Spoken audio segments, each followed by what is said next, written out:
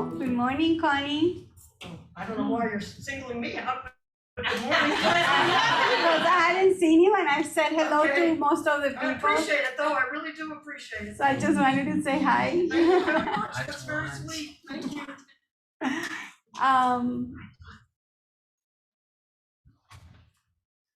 Last week we were closed. Some of us went for a retreat. So it's so nice to see you guys. It's not so nice to see the place with you guys today, this morning.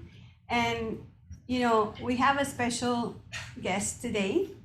And so we want to invite you, like I do with every speaker that comes.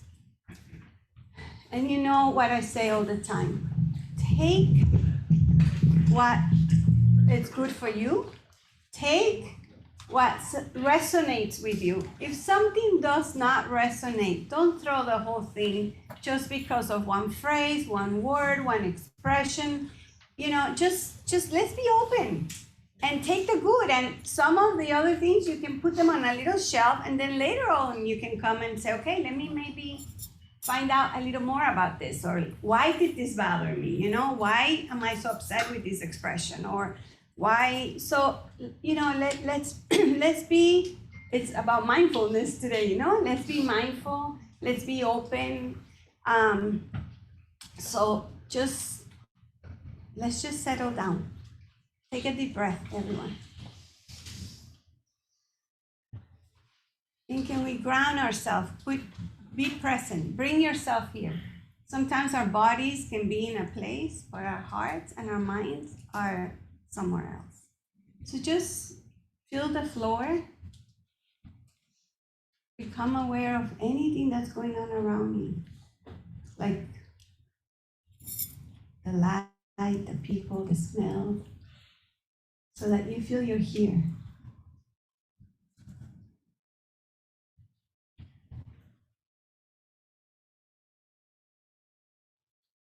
You can connect with your heartbeat. You can try to hear your heartbeat. Your breathing. What is your breathing saying? Is it fast? Is it anxious? Is it relaxed?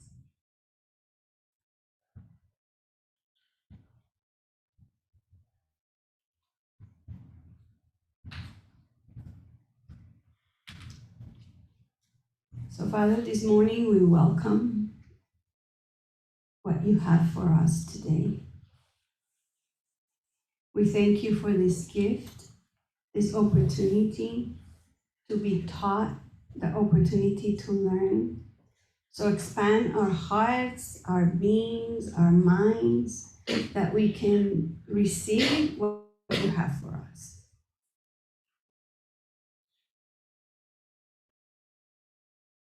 In your name we pray, amen. Amen. Amen.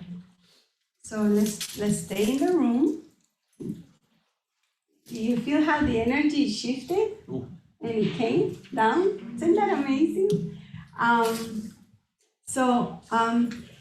We have a special speaker today, and his name is Dr. Gus Castellanos.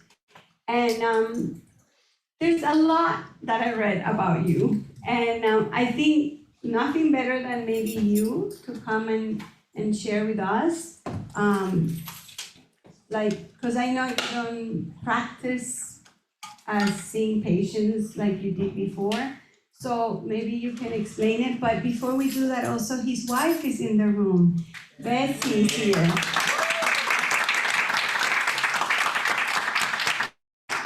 It's not Betsy, it's Bessie. So let's get that. So do you have anything to say? Welcome to our Zoom family. Oh yeah, can you put them up, please?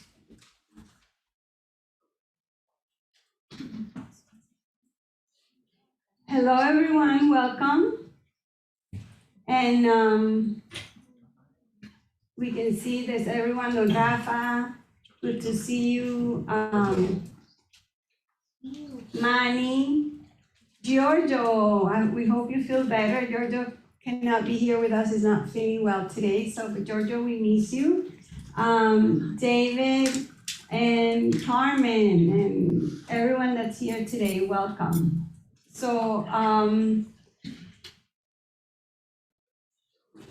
Are we okay? Yep. So without any, Further ado. I cannot pronounce that word, so that's why they all say it for me. Welcome. Let's give Dr. Castellanos a big round of applause. Can we be a little more enthusiastic about it?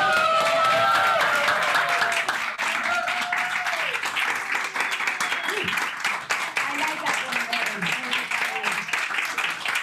They drove this morning to be here from Jupiter, so you guys have to be grateful. And, be good students, pay attention, and he's open for interaction, right? And, so don't come later and ask Lucky and I, please. Oh, he said this, what do you think about that? He's here, so take advantage, during the break, a little bit after the break, after we're done. So come, he's approachable, you're not there, he's not here. It's let's do this, yeah?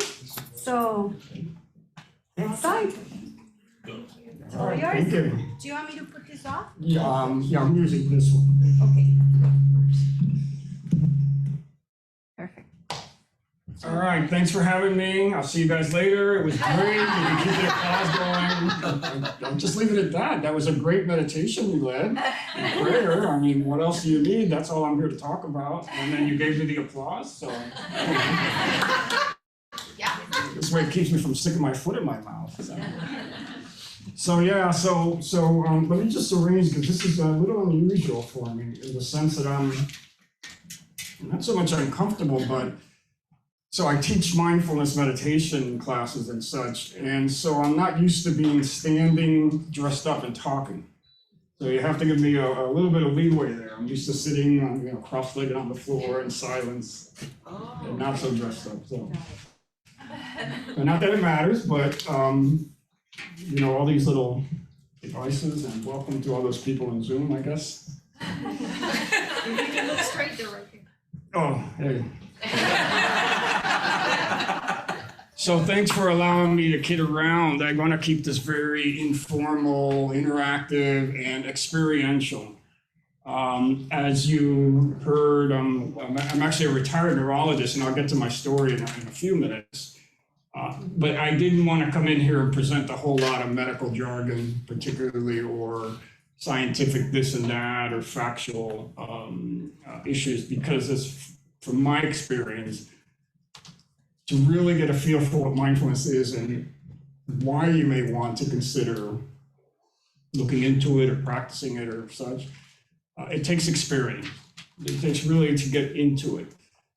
Still, as was said, if it doesn't feel right to you, by all means, honor that. So among the things that were already mentioned about being present and being here now and all that story, also take care of yourselves.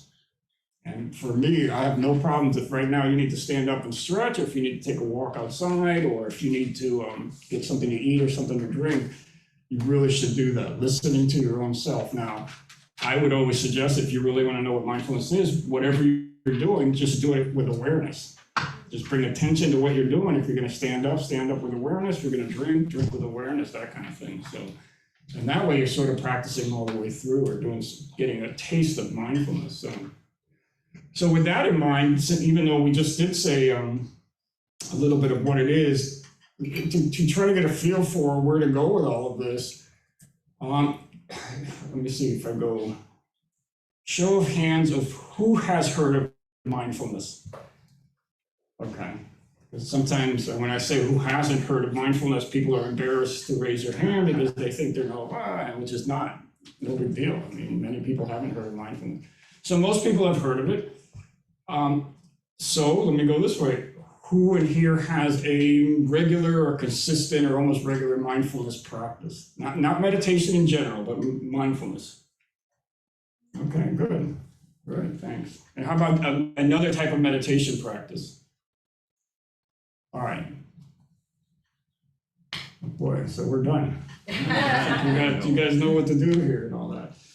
So I'm wondering, can we lower this a little? Because sorry, I want to see anybody, thanks. Wants to see his wife. I want to make sure she's, that's good, yeah. She's not only here to support me, but to hold me accountable. Smart man. Yeah. Yeah, if it weren't for her, I wouldn't be here. And you'll hear part of my story what that means. So we've been married 41 years. Did I get that right? Let me check. Yeah, 41. I wrote it down. Anniversary, her birthday. No, I'm kidding. Yeah, so thank you for allowing me to be here, really. I feel very at home, actually. It's a beautiful place, beautiful spot outside, and people seem to be very warm and welcoming and having a lot of fun already, so that's great. Because whatever it is that happens with mindfulness, by the way, keeping it lighthearted to some extent is real important. Because mindfulness has to do with being in the present moment. Being here now with whatever's arising in the present moment, it is not a practice or an attempt to change what's happening. It's the idea of finding out seeing clearly what is happening now, whether it's wanted or unwanted, pleasant or unpleasant, ugly or beautiful. So it can be a little bit daunting at first if you're not used to doing this, especially part of my language. If your moment sucks, why would you want to be in this moment? And I say that because of the last couple of years that we've been through, through this pandemic and riding these emotional roller coaster, not to mention all kinds of physical issues that have been happening, mental health issues. And now we have this global conflict starting up and all of that. So just as we're coming out of one thing, another thing pops up. And so whether it's affecting you directly or not, you might be going through more than you're allowing yourself to see. And so when I talk about this mindfulness, it's keep framing it around with care, with attention and with skill, and with support of others. So with that said, so it's the way I word it, the way I kind of define it, because there's a lot of different definitions, mindfulness. So does anybody, let me ask this, does somebody here want to say, we've already had one kind of description. Does anybody else want to give it a shot? Describe what you think is mindfulness, or what is mindfulness to you? Yes. I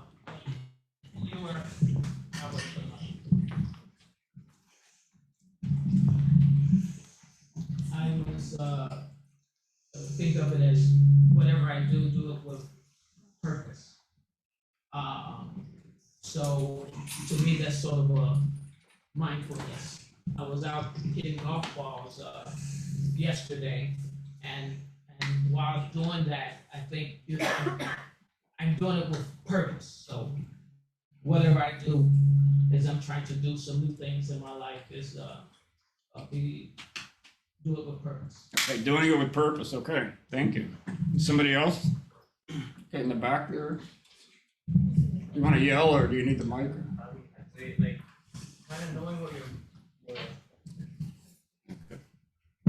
like knowing what the biological response of what your body, your brain, even your environment is telling your body and your brain, and how it's reacting, and being aware of it, having the ability to calm that down with feeling what that's happening, and your neurology, your breathing, somehow being able to not necessarily control but adapt to what's going on, or maybe with an ambient kind of feel to it. Right. So being aware of the things. Go ahead. Yeah, being aware of what's happening within you and the body and the breath. I think mindfulness also strengthens concentration and doing things deliberately and having those to enjoy ABBA as well.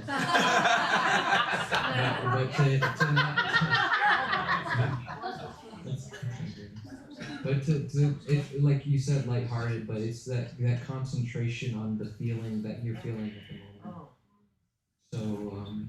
So to enjoy, I think, deliberately. Yeah. And concentrate. So concentration, attention, awareness of the body, of what's happening with purpose. Actually, you've pretty much covered it, just about all. And I say just about all because there's something that we add in that is important to know, to do, to have, but not always describe. So one definition of the program that I'm trained from, I'm trained in a program called Mindfulness-Based Stress Reduction. It's a program that started at the University of Massachusetts School of Medicine in 1979. And the definition that the founder of that program uses is that mindfulness is the awareness that arises by paying attention on purpose in the present moment. And then he added non-judgmentally. And so basically what I say is something like being aware of what's happening in the moment, within you, around you, wherever you want to pay your attention to, be aware, and cultivating positive qualities. So mostly we use being non-judgmental, but being non-reactive, being with a friendliness, a curiosity, kindness, so that you're not beating yourself up and or making things worse when it is a tough moment. Especially, again, not to keep harping on, because my classes are filled with people who are going through a lot of anxiety, a lot of grief, loss, trauma because of the last couple of years. And so keeping that in mind to really emphasize that we should have that sort of, don't give yourself a hard time. And that's why it's important to have a group, this group just like this, if you want to be doing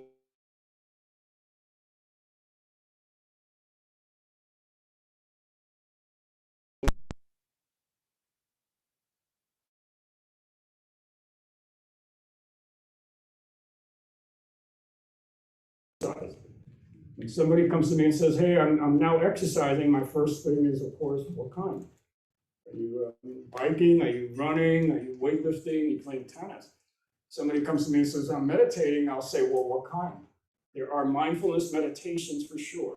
We'll do some of them here. Mindfulness meditations, there are relaxation practices aimed specifically just to relax. There are spiritual practices. There's transcendental meditation. There's centering prayer. There is something called yoga nidra, which is a relaxation practice used to help people sleep. So mindfulness and meditation are not exactly the same thing. There are mindfulness meditations, but mindfulness is more than meditation. It is to bring that quality of present time awareness with kindness, not being non-judgmental and all that, to your every moment, literally 24/7. And when I say 24/7, I mean 24/7, even when you're asleep. So I don't know how many of you are able to pay attention to what you're doing when you're in deep sleep, but I can say I've not gotten there yet. But nevertheless, some of these high-end meditators claim they can do that. They're aware of what's going on when they're asleep. Anyway, we won't go there today. So that's it. So let's just do again, if you care to. Again, like was stated before, it may not feel right for you to be doing this today. I would just ask that you just sit quietly if you're not interested in doing this. But let me guide you through a 2-minute practice, a 3-minute practice, real quick, just to get a sense for it. So if you care to join me, this can be done with the eyes open or eyes closed. And if you start with the eyes closed, feel free to open the eyes during the practice if that's what's called for. And then begin by feeling into the body, making contact with the chair or feet on the floor.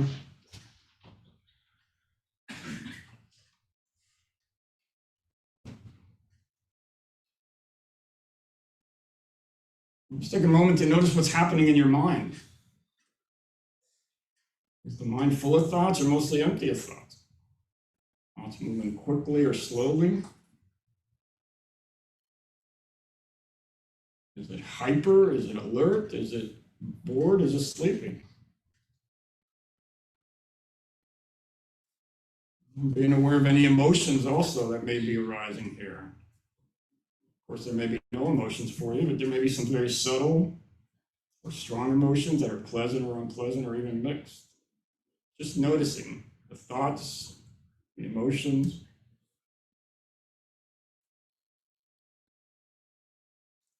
And with that non-judgmental, friendly attitude, and now the body. What's the condition of the body? Energized or fatigued? Restless, calm? Is it cool, warm, or neutral temperature? Are there areas of tightness, tension, areas that are relaxed? How is it in the body?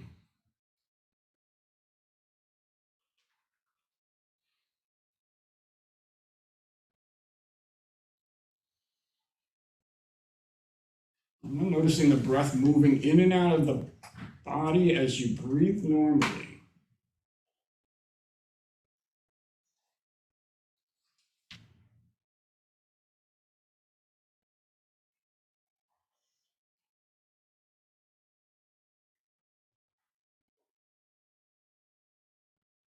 Just literally breathing in, knowing the breath coming into the body, breathing out, knowing the breath leaving the body, breath by breath.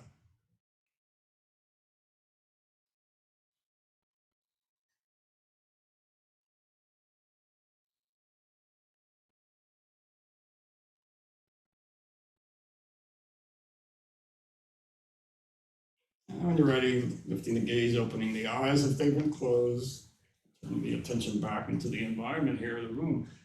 And so that's what we actually call a 3-minute breathing space, or a mindful check-in, checking in with what's happening internally. Our mind, body, and heart is what we use. So the thoughts, the emotions, the sensations. And it becomes a very useful practice to do when you're throughout your day, but especially when you're triggered or when you're in an emotionally charged situation, really checking in. And I always advise, start with the body, feel into your body. And there's science behind that, which we may or may not get into, or I'm happy to answer questions. So real quick though, does anybody want to share what you noticed when you did this practice? I got a big headache as soon as I started feeling my body relax. And what is a big headache as opposed to a little one? Or a headache. I mean, I never. It's okay if you want to use the word big, but then we go, so if you don't mind doing what we call inquiry. So you say big, so what does big feel like? I felt like the left side was like pulsing. Pulsating left side, okay. Yeah. And are you okay now? Yeah, it went down a little bit, but it was just interesting that I felt as soon as I started to relax. Okay. My head just started. So it's relaxed. Yeah, I thank you for sharing that. I sometimes have to worry. So I'm a retired neurologist. I'm not here to treat headaches today. So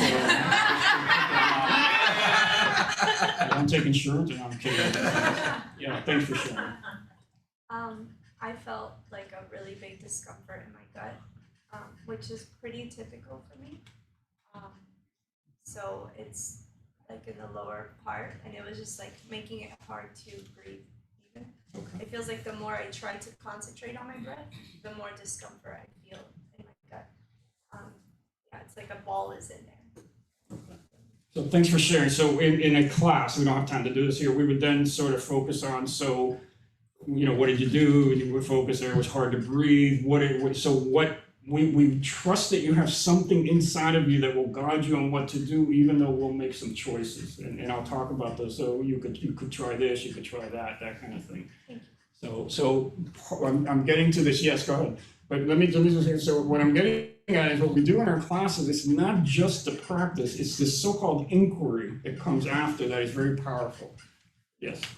Hi, and I've been trying to do it because my husband does it a lot, but like right now, I don't want to be aware of it. Are you resisting? You're noticing resistance. Okay. So if you're aware of the resistance of whatever it is that you don't want to be aware of, you're practicing mindfulness. So I go on rabbit holes. I'm like, oh. And then? It just gets me. So you're describing how you're feeling, but you're being with it, or you're pushing it away, or running away? I'm pushing it. Okay. And how do you feel when you do that? I feel anxious. Okay, does that feel pleasant or unpleasant? Very unpleasant. Okay, thanks for sharing. So one thing we then get into is the wisdom of, we call it suffering real big, but there is this restlessness in the body, and I am resisting trying to push it away, and that seems to make it worse than it needs to be. So if we can just be with awareness, with a kind and a friendly attitude, even for a moment, that awareness will tend to at least reduce all of the extra resistance and all that extra, pushing, which will take a little bit of whatever you call that and make it feel bigger. That's how this sort of untangles on its own. You don't have to be doing anything particular. So let's go here and then. Yeah, I felt like my esophagus area, or just as soon as I closed my eyes, I felt it get tight, like if it was made out of rock. And I do struggle with that esophageal area, and I've been doing mindfulness for a while now, and I can tell that it's my body letting me know that subconsciously I do have anxiety from this particular type of setting, you know, group setting like this. So I already know that's what it's kind of telling me, like anxiety kicking in, and it's telling me like subconsciously, yeah, you're aware that you're in this public area, and now you're trying to relax, but you can't. Yeah, trying to relax or relaxing? I was trying to. Okay, so you might, there's a being, since you say I've been doing this before, so I'm talking mainly to you as someone who has been doing this, notice the difference between trying to relax and relaxing, or allowing relaxation. I was a neurologist and a sleep specialist, and so many people came in, I'm trying to sleep, I'm trying to sleep, I'm trying to sleep, and of course all that trying gets in the way. So we find the same in relaxation. Trying to relax gets in the way of actually relaxing. And so we tease it apart. Again, insight comes up and just says, oh, okay, don't really have to do much here. In fact, if anything, I have to stop doing stuff. So, yes, so. I'm always in my mind full of thoughts, like constantly. It doesn't stop. But when I try to meditate, for me it's easy when I'm following a voice that is telling me what to do. And when it's telling me what to do, then I start feeling my body as it go, and then I being like aware, like my body, my mind, what is in my mind, what is in my body, how do I feel, and it's soothing to me to start going part by part when it's following, and it helps me. But when I try to do it by myself, then all the thoughts that come in mind gets me distracted, and I cannot do it. Right. The mind wandering and the distraction. So what happened here though, since I was guiding? Was your mind quieter now because I was guiding the one we just did? Yes. Quieter? It was quieter because then I concentrate on your voice. Right. And then following your voice. And it's, as you tell me what part of the body to go, that's where I'm following, and I'm able to go and feeling that part of the body. So the guidance helps, and that's very well known. So that's why we have so many people offering classes, the apps, the recordings, and all of that. It's much helpful for people. So thanks, Steve. Let me move on, but I do want to make a comment. This is a little bit unusual here, but I appreciate you all being honest and sharing the challenges you had with this practice. Usually I get the other way around. People go, oh, that was so beautiful, I was so relaxed, I was so at ease. And it's like, okay, let me move away from that, because mindfulness is not a practice to be present with whatever's happening, to taking care of yourself. Do what you need to, break the practice if you need to. So we're not aiming to relax. We're not aiming to quiet the mind, ease up the body. Or if you have anxiety or depression or pain, we're not aiming to get rid of those things or improve your sleep or your relationships or, see white lights, talk to angels. We're not opposed to that stuff, by the way. If that happens, that's your experience. But the idea is really just to be fully present. And then you got a little bit of a taste of the inquiry. So from being present, being fully aware, and again, with a non-judgmental, kind attitude, curious, gain some insight into the workings, really, of the working of our minds and heart. What is it that we're actually going through, especially, and so I'm going to lean into my background. The unconscious mind, the subcortical brain, all those pathways that we have built in there that are really, really doing most of the work in our existence, our nervous system, all that stuff can be then much more clearly seen, more exposed, so that we can work with them for better for ourselves and for others. So thanks for sharing that. So I was asked to share my story, and I'm not doing this for praise or pity or oohs and ahs, but just to put you a little bit of an awareness of my background, since I didn't really talk much about it. But my whole story, trying to do it as briefly as possible, partly to emphasize, as the title says, it's mindfulness for wholeness and healing. And so to begin with, the wholeness aspect is what we were getting here. To be whole means to be accepting of our ugliness as well as our positive stuff, our issues and problems that we've had, whether our own fault or the fault of somebody else, as well as all the positive qualities that we have. We're trying to not ignore or suppress, or what in some of the world, in this world that I'm in, meditation and such, it's called spiritual bypassing. Going off into all kinds of retreats and doing all kinds of, and I'm not trying to offend anybody here, but going off into all this prayer work or meditation work or yoga classes. I'm so cool, I'm so great, and inside there's some really, really bad trouble. And I never get angry. I don't care what's going on in Ukraine. I have COVID this, and what about masks? I don't care. I'm really a cool person. I keep my cool. I'm balanced. And yet inside, they're really, really struggling and suffering, and they haven't been able to expose it. So in order to heal, we need to be able to deal with these things and deal with them, again, with care, with attention, with skill, with an experienced therapist if that's required, with an experienced teacher. And here, coming from the doctor point of view, which was always cure diseases, healing to me meant you've got this problem, we got rid of it. Here, healing and wholeness go together. To really heal is to be whole, and to be whole is how you really heal. And to emphasize this, I'll read a quote by, does anybody know who Parker Palmer is? Yep. So Parker Palmer, an educator, author, known by a lot of people, and he writes this about wholeness. Wholeness is the goal, but wholeness does not mean perfection. It means embracing brokenness as an integral part of life. There are no shortcuts to wholeness. The only way to become whole is to put our arms lovingly around everything we've shown ourselves to be. Self-serving and generous, spiteful and compassionate, cowardly and courageous, treacherous and trustworthy. We must be able to say to ourselves and to the world at large, I am all of the above. And so it's well known by some of the wise teachers and the wisdom traditions that we bring it all in, and the more we can own them, and the more we can allow them to teach us what we can learn from them, the more whole we become. And then we can take our own personal wholeness, apply it to a more societal, interpersonal wholeness, which you can talk about later. So going back to my story, all the way to the beginning, I was born many years ago now. So, literally, I was born in Cuba and in the 1950s before Castro, and then we left from Castro. We moved here, actually, to Westchester. Some of may know that. Westchester.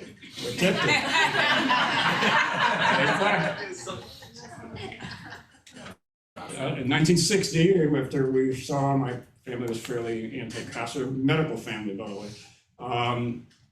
And so I grew up I never grew up. I was raised in Westchester and did all my schooling, including medical school. In 1980, I graduated. In 1981, we got married. Yes? Yes.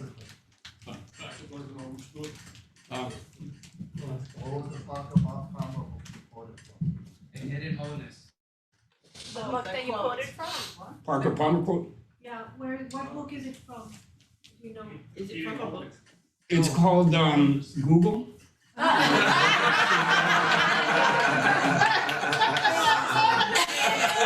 I got turned on to Google when I practiced medicine. And, Dr. Google said, Gus, you're wrong. You should treat like this. I know.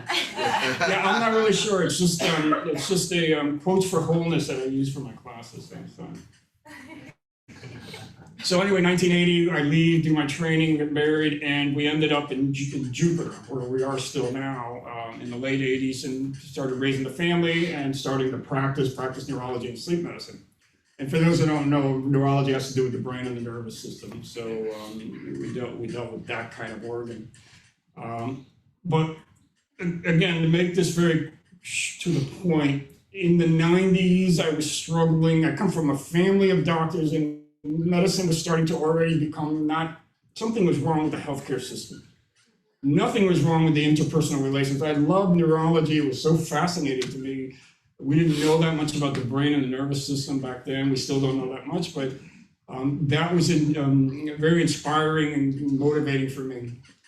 But the healthcare system with this HMO thing, with the malpractice thing, with people starting to, all kinds of stuff like that, I started having struggle. And now people talk about physician burnout and physician wellness and all that's a big topic, particularly even before the pandemic. But since the pandemic, it's a well-known thing.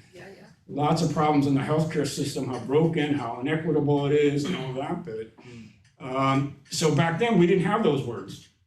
So, and also I was trained to, if the system is messing up, something's wrong with me, so I need to work harder. So one of my bad habits was workaholism. So the more the system got caved in on me, the worse, the more I got involved. So again, went from neurology to sleep medicine. I trained in this, I opened up a free clinic, I did support groups, I ran 5 sleep centers. I kept working harder and harder, of course, which made things worse. And then the other bad habit I had, which was one that really got me more in trouble, was, so if any of you know, does anybody know neurology, what neurologists do, kind of, and what sleep doctors do? Yeah. So you can imagine what we do and what we treat, but we got a lot of samples of pharmaceuticals back then. And as a neurologist, I got the sleeping pills, Ambien and similar. The benzodiazepines that some of you may have heard of, Xanax, Ativan, Valium, barbiturates, stimulants, and of course opiates for pain, because we dealt with chronic pain. So I was, pardon my language, an addict's candy store. And so then I started helping myself. Because I was a doctor, I knew what I was doing, I treated these conditions, I can control these, and of course, if you know anything about these drugs, they're very addicting. And so they started ramping up, and I got the pressure from, you know, who. And, you know, I was like, no, I know what I'm doing, I treat these people, and whatever, but anyway, it got worse and worse, and not gonna go to a therapist, not me, seriously, I was that egotistical and resistant and in denial. But my friend brings mindfulness-based stress reduction to Jupiter Medical Center in 1998. And that's how my journey to mindfulness started. So he brings that program in here. It's an 8-week program. I go through it with her, actually, and saw the benefit as long as I practice mindfulness. Lots of relaxation, some quieting of the mind, you know, some becoming a little bit aware. But things got worse. I stopped practicing the mindfulness and things got a little worse. So then I was staying away from the opiates at first because I thought they were addicting, not the other stuff, not the barbiturates or their benzos, you know, the alcohol. So anyway, I switched over to the opiates and really ramped up on the addiction of those things very quickly. And was using up all the samples very quickly, and then they stopped sampling. All of a sudden, it's like, no more because, you know, doctors get in trouble, and we're starting then. The real opioid crisis, at least in our area, was starting back then. That was the year 99, 2000, around then. So they stopped sampling, so then I did my infinite wisdom, start writing prescriptions for myself, which is illegal. It's called drug diversion. So I would have to go to a pharmacist. They were, what was it called, Eckerd's back then? Walgreens and Eckerd's, and go in there with a hoodie and a hat. Lots of anxiety to go in there. And then, of course, popping the pills, lots of shame. And so that started spiraling me downward, which I found the most relief with more opiates. So I started really prescribing the opiates, and then it was a blessing curse kind of thing. I ran into a pharmacist who, after doing that with his pharmacy a couple times, he then started giving me all the pills I wanted for free. No questions asked. He just saw me writing and he said, oh yeah, I have to keep coming back. Here's a bottle of 300. And I was back a few weeks later, you know, and so I really ramped up. So for the next 2.5 years, you can imagine all I went for were opiates at that point. Opiates and Ambien. Really got hooked on that stuff. And then things really started to get bad at work, bad at home. So I happened to take the mindfulness course again. And this time I got probably just enough self-awareness. Over the next 6 months, I hit that point of what people call bottom, despair. I couldn't live with the pills. I couldn't live without them. I wasn't going to kill myself. Everybody was running away from me, rightly so. So I decided in my infinite wisdom again to detox myself. And that's not something you shouldn't do if you're an opiate addict. Go get help, seriously. And in the effort of detoxing myself, I ended up overdosing. And I overdosed. I ended up at Jupiter Medical Center, where I'm the director of the sleep center, the senior neurologist, the head of the stroke center, blah, blah, blah. And so when I woke up in that intensive care, I knew what I had to do, which was surrender. And I completely surrendered. What do you want me to do? Go to treatment. I went to a 30-day program. And they said, go into a recovery program. So I chose the Alcoholics Anonymous program, 12-step program, get involved with that. And I'm happy to say that was 18 years ago, and I've been clean and sober ever since.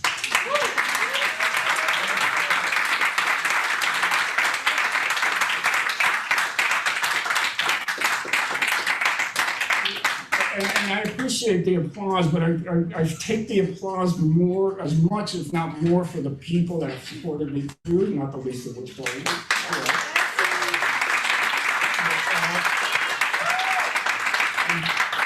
Young people like you in here that are supporting this. But that's not the end of the story. So anyway, yeah, I got involved with the AAs of spiritual work, and I started meditating at least a half hour every day. I was doing an hour of yoga 5 times a week. My practice Zoom, my relationship started improving. But 6 months later, the FBI comes to my office, saying, you know, we're investigating the pharmacist who's up to no good, and I immediately go, you're investigating me because I was writing prescriptions and all that stuff. And so I met with them with a lawyer and told them what I was doing, and they said, no, that guy was using your license to commit insurance fraud to the tune of $2 million. We didn't know anything about you doing those prescriptions. We didn't care. We're after the big guy. Yeah. So anyway, it turned out they said it was up to $10 million with different doctors, but my name was the most. So now we know what he was doing. I didn't have any idea. He just gave me anything I wanted. I mean, literally morning, noon, afternoon, evening, middle of the night, weekends. He would just go, okay, I need some stuff. Okay, no questions asked. So now we know. So that using my license and my name over 2.5 years to $2 million worth of insurance fraud.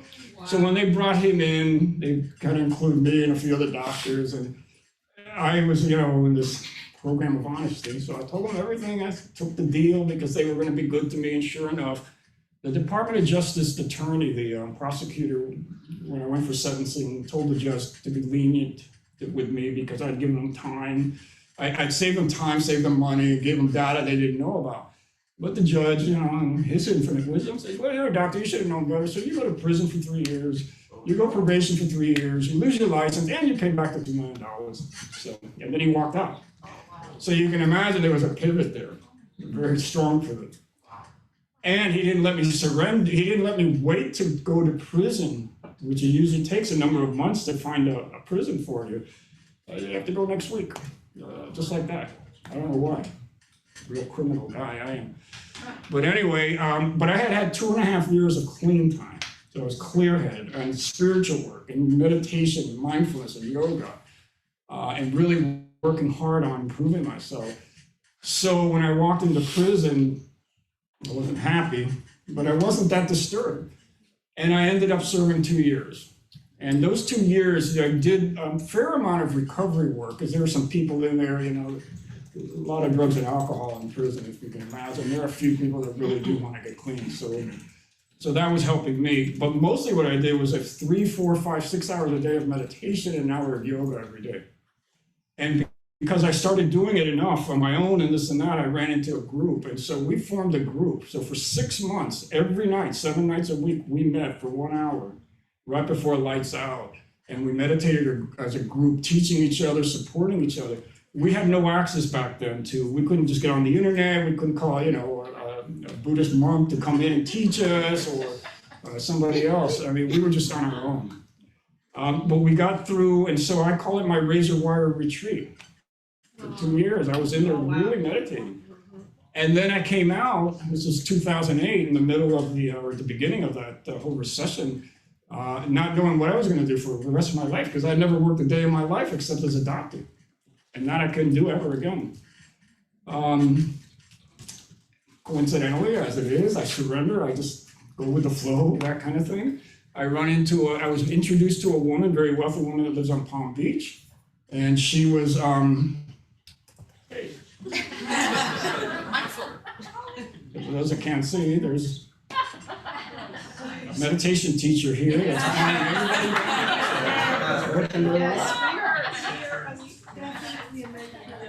So this woman was very kind, took me under her wing. She happened to be on the board of the Center for Mindfulness at the University of Massachusetts. where the mindfulness-based stress reduction program started that I had attended before. That was sort of in a medical world. It was in a healthcare system. It was in the medical school at a hospital. So she said, I'll get you hooked up with those people. We'll get you trained and certified to teach. We'll start teaching mindfulness. And she had connections at the University of Miami at my medical school. So I started the classes there, and I started teaching at a recovery center. And then I started teaching mindfulness. I got certified and trained, teaching mindfulness all over South Florida, and it became my career. And that's my I don't want to say full-time job. It's really not a job anymore. It's not even a career. It's just what I do. Because it's all blurred out. I don't say right now I'm teaching mindfulness and then I'm going over to see my mother and I'm not doing mindfulness there. For me, it's everything. And so I've taught hundreds and hundreds of classes and workshops. I teach at the medical schools now. With the burnout, I've gone back to the residents and interns here at UM.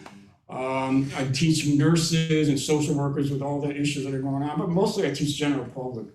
And of course, with the pandemic, I went to Zoom, so I'm now involved with an organization called Mindful Leader, which is an international organization teaching these mindfulness programs online. And so that's my story, and it's sticking to me.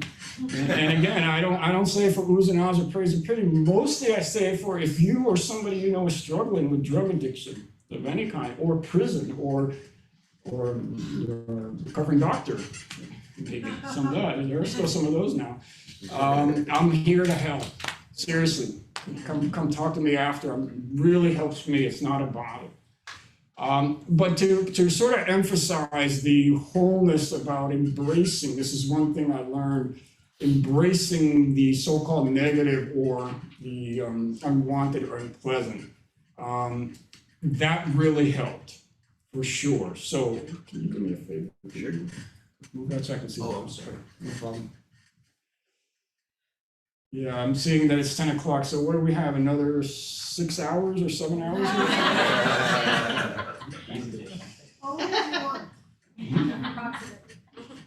So anyway, seriously, I learned some lessons, and part of the lesson was, of course, humility. Somewhat through humiliation at times, but that humility leads to opening up to being able to be with all of these other things and with these other unpleasant things as they arise, knowing that I can't handle them all and which ones I can work on by myself and when I need to stop and call for help. And this is why I was saying, take care of yourself. In our classes, we teach that we trust that you will know. Don't wait for me to tell you, now it's time to stop, break the practice, don't do what I'm saying, or go deeper. We trust that, especially as the more you practice this, the more that you'll know what you can do for yourself. And that really is the power of the mindfulness. So it takes this present time, moment to moment, non-judgmental, friendly kind awareness, and then the inquiry and support from the other groups. And it always helps to have a dog in the class. It really does. He's really he's doing downward dog. He's doing yoga. He's being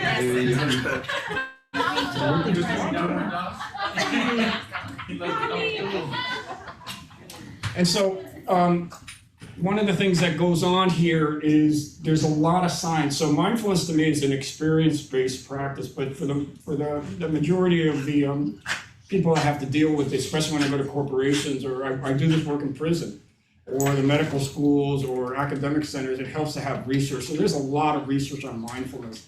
I don't have time to go into it, just to tell you that if you go to Dr. Google and research mindfulness and any condition, issue, question, it's there. It helps with a whole bunch of different physical issues. This was the first thing that we noticed, chronic pain, very helpful for pain. But blood pressure, blood sugar, helps tolerate if you're undergoing cancer chemotherapy. It helps with insomnia. It's really useful for mental health. This is why we think it's going to be a real powerful option for a lot of people coming in this so-called mental health crisis that's coming with the pandemic. But depression, anxiety, insomnia, relapse prevention, and substance use. It helps with cognitive skills. The work I do with the University of Miami, my friend Amishi Jha, cognitive neuroscientist, is really well known these days. He wrote a book called Peak Mind. We know even short practices can help your concentration, your focus, reduce distractibility and mind wandering, and rumination, and helps with working memory. So the cognitive skills are improved, as well as the physical, as well as the mental health, and it helps with relationships. It changes the brain in particular ways, including the parts of the brains that have to do with compassion and empathy. So just practicing mindfulness on your own will improve your interactions with others. Now, I've done this long enough to know that it also helps to cultivate things beyond just your own practice, which we can get to after, but not just simply doing mindfulness and expect everybody around you to suddenly fall into place. It's necessary, but it is useful. Yeah, I say that because both in the two lessons, in the prison system and in the healthcare, in the medical schools, in the prison system, for instance, we've been there for 10 years, and the inmates in there, the doctor says they're not coming to us anymore with all kinds of shenanigans. The chaplain, the education people, they're saying these guys that go to your classes are doing much better than the rest. But then the system keeps abusing them. And so we're making them more, compliant, calmer, and you take that to a corporate sector. I'm the greedy CEO making millions of dollars. I want to quiet my employees. Just give them some mindfulness stress reduction, make them happy, and then we'll continue to abuse them, and I'll be ready. And the same thing with the healthcare system. Take these poor residents and interns, just give them some mindfulness, give them some yoga, let them go bowling together, we'll bring them muffins every day, and then we'll beat them up with, work harder and all this. Not good. And so this is why we need to ramp it up. So I just wanted to put that out there. So let me stop there. Does anybody have any questions on this? Or I had a question. My question is, at what point did you realize that it was the turning point from being addicted to seeing your freedom and really knowing in your heart that this is it, I'm really breaking free from this? At what point is that the turning point for you? When I get there, I'll let you know. Okay, so let me just give this, the real story. So I grew up, let's say whatever, I was over here in Westchester. I started drinking when I was 13 and smoking pot back then. So it wasn't, and then I was here in the 70s during the disco era. So I was a big partier, and the drinking age was 18.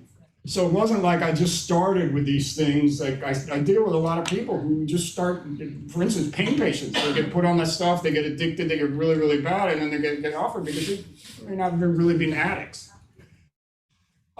So I just have to keep in mind that this is sort of never ending. But more importantly, I'm no longer fearing the relapse. I am going towards positive. This is a better life this way, so why would I want to go back? Yeah. Now, it did take a lot for me because I was pretty bad. Not only did I get into a 12-step program and have support like from my wife and my family, but I also assigned myself into the physician monitoring. I had to drop urine samples once a week. So that I went to a therapy group for professionals for 2 years. I went to a psychologist for a few years. So I had a lot working on me. And so that allowed me to do the work, mostly psycho-spiritual work on myself, and physically also be healthy too. So it's been a gradual change rather than one day I'm done. But I can tell you that there was probably a year into it when I started going, I can live without drinking or drugging now. I don't have to be reaching for these stuff anymore. The mind, even for simple things like Tylenol. I'll just reach for Tylenol. Why? Oh, I may get a headache tomorrow. That's me. That is my addict tendency. So, I wanted to say something. Go ahead. Do you mind? Or You have the mic, sir. thank you. I had a question just about my specific journey, but it had something to Can you do. stand up so Yeah, the sure. voice can project?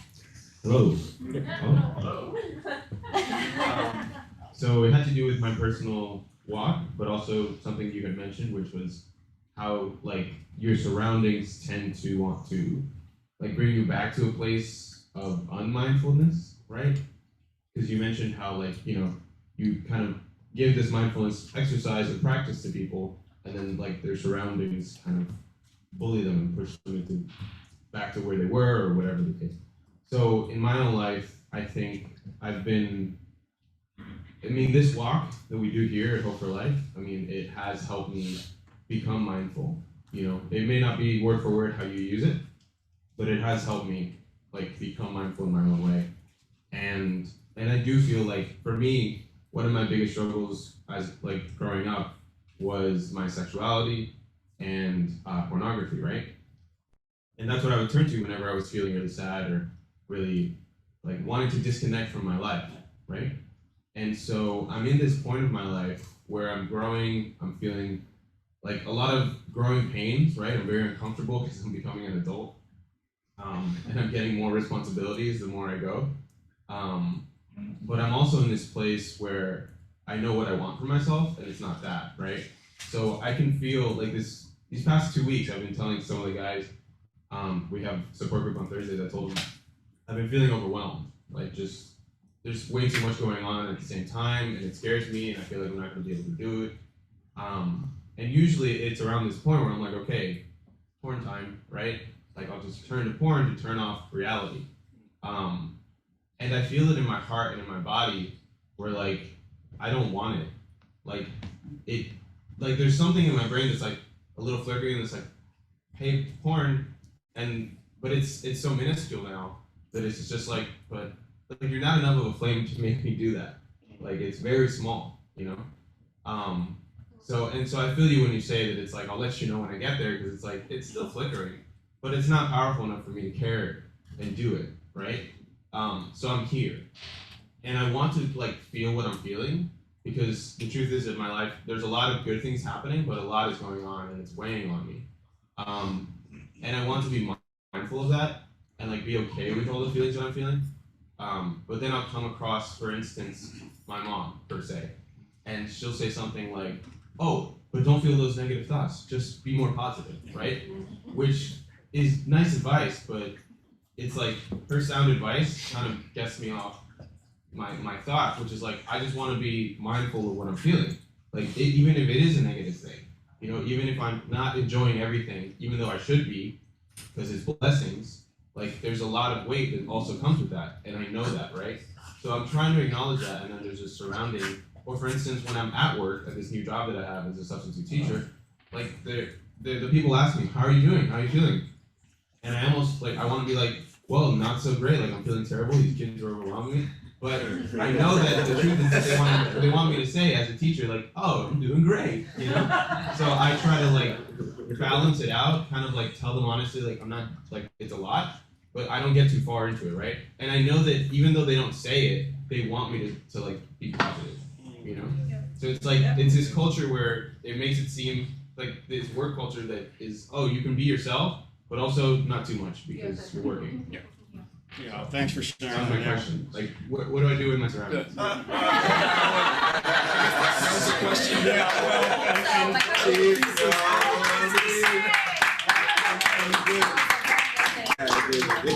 So that was beautifully stated, and I also will make the suggestion that just voicing it out loud in a meeting like this is going to be very helpful for you. The road to relapse for us is paved with people's good intentions, Wow. Feel positive, do this, don't think that way, do it this way. If you haven't been there, that advice can be detrimental. But you pointed out very beautifully the so-called spiritual bypassing, you have a negative thought, just think positive and stuffing down. So we know from work in treatment centers that thought suppression, craving suppressions only makes things worse. Thought suppression triggers more thoughts. And we're resisting what we resist persists, as we say, and then feel it to heal it on the other side. But again, with care and attention and skill, with experienced people around you, with a support system. So it would be, if I'm not making this about you, it's just a general principle that's really, really huge here for me anyway. If you're going to be doing this kind of work, it'd be best not to be about the well-intended moms of the world around you, but people that have struggled through that have gone through the work that are there or have been treated. I'm sorry, Mom, is that you? No, this is my mom. Okay.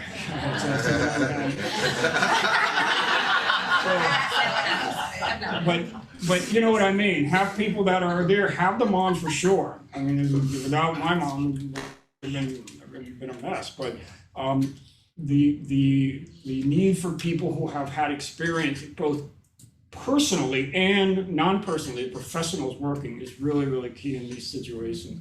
Because for a lot of us, it is lifelong, it's ongoing, and thankfully so. But then one more thing, I'm sorry, but one other thing. So what we do in this program that I'm trained also is called Mindfulness-Oriented Recovery Enhancement. It comes from the University of Utah. We couple mindfulness with something called mindful savoring, because the person that designed this program is a neuroscientist that have shown our neural pathways, and we get into the habit and the so-called dopamine reward system and blah, blah, blah. We fixate, we make these pathways that are really, really strong. It's a habit, like any habit, but particularly when there is highly rewarding habits that are related to drugs, alcohols, and behaviors. So we try to not only do the mindfulness and do everything we're talking about, but we do something called mindful savoring of natural rewards. So out in nature, beautiful art, relationship, a good cup of coffee or something you're eating, taking a moment to really savor it. But mindful savoring takes it up a number of notches. It isn't just, oh, what a beautiful rainbow, it's great, okay, off I go. It's really feeling into it, looking at it, then feeling what you're doing the mindfulness practice. Oh, this is what I'm feeling. I feel this in my body. I feel this in my heart. And then going back out to the rainbow and then coming back in, so that you almost start blurring the lines. You start what we call self-transcendence and more wholeness. And then what meanings and positive thoughts you have. And so you're cultivating that whole thing as a way to replace the why I went to porn, why I went to drugs, why I went to alcohol, why I went to anger, for relief. Instead of doing it that way, now we have to start cultivating natural rewards that are available all the time. And we replace the old neurons and nerve pathways with new ones. And it becomes easier and easier and easier, which I think one day flips over and you're just more going this way. You're just not going that way anymore. That's really, I mean, that's called repentance.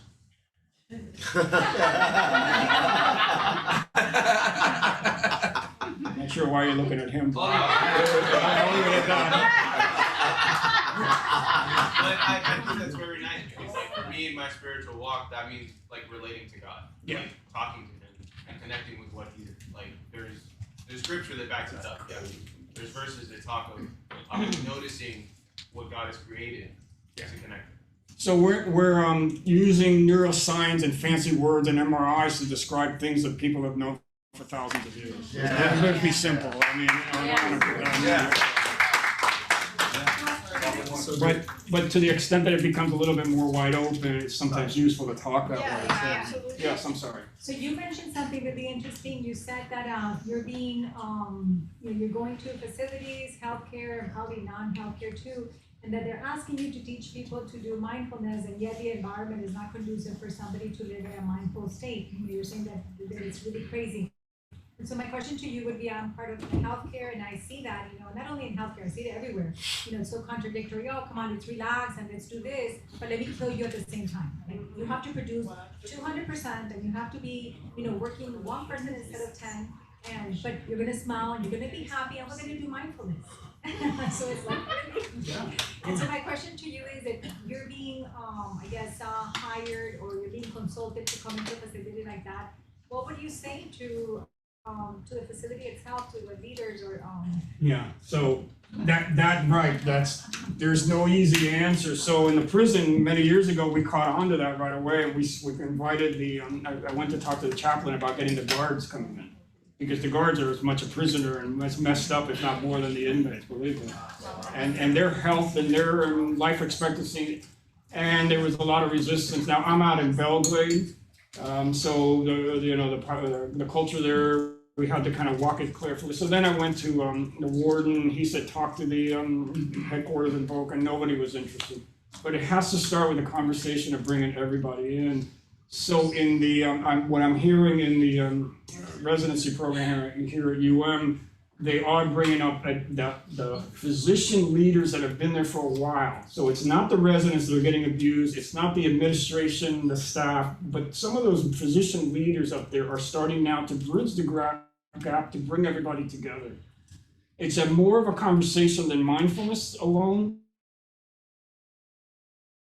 but it would be helpful. What we say is get everybody in the room, start with some mindfulness practice, ground everybody in the present moment, take everybody start this way, and then open up the conversation knowing that it's going to take time. So we call this social mindfulness. We put the social body rather than the personal body as the place to focus the attention on. And it's a brand new kind of science. There's a lot of different ways of doing it. A lot of people are doing it with, you know, the cultural diversity, inclusivity type of things and things like that, to bringing people together. But I have no easy. That's good. You said it's good. Okay, thank you. I have a online. We have a on Zoom question here. I'll read it to you, and can you put the Zoom people? Zoom question. Zoom talks. Huh? Zoomies. Our Zoomies are here. Welcome, Zoomies. This is from Niels, and this is a question to Gus. It says, to me, mindfulness is extremely important, not just for myself, but thinking about how to be present for others. Not just around me physically, but those far away in Africa or elsewhere, and also family far away. Any reflections by Gus about this? Yeah, and thank you for bringing that up. What I was going to do after the break was sort of get into that part of it, if we can hold back on that so that we don't take too much time. But yeah, that's really the focus of that. The compassion, the kindness, extending it out to others kind of practices. Okay, Niels, after the break, we're going to come back to that, but thank you for the question and we'll address it. And then maybe that person can chime in a lot too. Yeah, thank you. Experience. Yeah, thank you. Very important. I wanted to ask something like, in regards to what Pipe had said about the good feelings and bad feelings. Because usually we're taught like you're feeling bad is like, don't feel bad feelings. It's like we're supposed to feel good feelings. So what advice and what would you say about the good feelings? So when is it good to feel the bad feelings? How much of the bad feelings should we feel? And you know, the other way around, because we have a tendency that anytime bad feelings come up, yeah. And you know, even especially like in the Christian world, like the minute you come to a church and you say you're not feeling down, the first thing they do is, oh, they give you a Bible verse. You should be joyful, you know. So you have the mind of Christ, you know. So can you give a little bit of that? Because I think it's important for all of us. And some of us have a tendency just to want to sit on the bad feelings. And you know, so how would you balance that? So thanks, I don't want to make it too much about me, but I was raised Catholic, so I remember those days. But then I was a Cuban male, and I was told just Cuban males don't have emotions. Suppress them. No, you can be angry, but you can't cry, no crying. And that was really struck into me before, you know, when I was in elementary school and stuff. And then more importantly, I became a doctor. I was trained in the era of do not get emotionally involved with your patients. So here we are, and I'm a neurologist dealing with all kinds of really all kinds of nasty, bad stuff that go on forever. It's not like, okay, go on to the next patient. I'm having to feeling and having to suppress what I'm feeling. So I was, and then of course the drugs and alcohol just suppressed all my emotions. How to walk through that? Well, let me read this poem, if you don't mind. It maybe addresses it to it. It's called Unconditional. And then I'll give my book by Jennifer Wellwood. It says, willing to experience aloneness, I discover connection everywhere. Turning to face my fear, I meet the warrior who lives within. Opening to my loss, I gain the embrace of the universe. Surrendering into emptiness, I find fullness without end. So here's the lines for me. Each condition I flee from pursues me. Each condition I welcome transforms me and becomes itself transformed into its radiant jewel-like essence. I bow to the one who has made it so, who has crafted this master game to play it as purest delight, to honor its form, true devotion. It's by whom? Jennifer Wellwood, unconditional. And so the line there, each condition I flee from pursues me, each condition I welcome transforms me, and itself becomes transformed into its radiant jewel-like essence. That poetry to me makes it a lot easier to understand and explain. There's something about bringing awareness to our negative feelings, emotions, sensations, pains, and all of that, traumas even, that can begin a healing process. And again, getting into wholeness, equal healing, embracing the negative.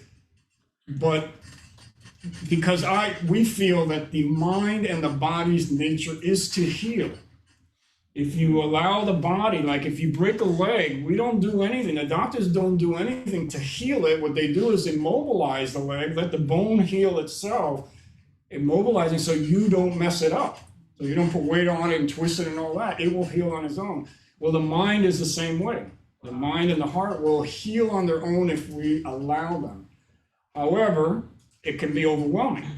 And our above and more important than allowing the mind to heal, our mind wants to protect us. So especially if there's old trauma coming up, and old trauma's coming up, the mind will resist and push down and not now. Put it away, go find drugs, alcohol, porn, or something else to do. You can't handle this right now. And that becomes more and more a loop. So it first takes awareness of that's happening. It's called reducing the denial. And then again, caution you, depending on how deep the problems are, doing it with support. A trained therapist, a good teacher, a support group, people who have been there, who are what we call wise friends on the spiritual path, as we call them. Having those people around you when you're doing this work. And then what we say is do this work like dipping your toe in the water. Dip the toe and pull it out. And that's all you can do for the first year. And then one day you may just jump right into the deep end of the pool, and then suddenly everything starts unfolding on its own, and it grows. So there's no formula. There's no do it this way, do it that way, doing that. Just do it carefully. Is the way I would put it. Yes, I'm sorry. Thank you. Yes, I'm not trying to sound brainy at all. It's just that this whole connection with, well, excuse me, I don't want to agree. It's just, there was an interesting thought that, there's an interesting idea rather that I found years ago.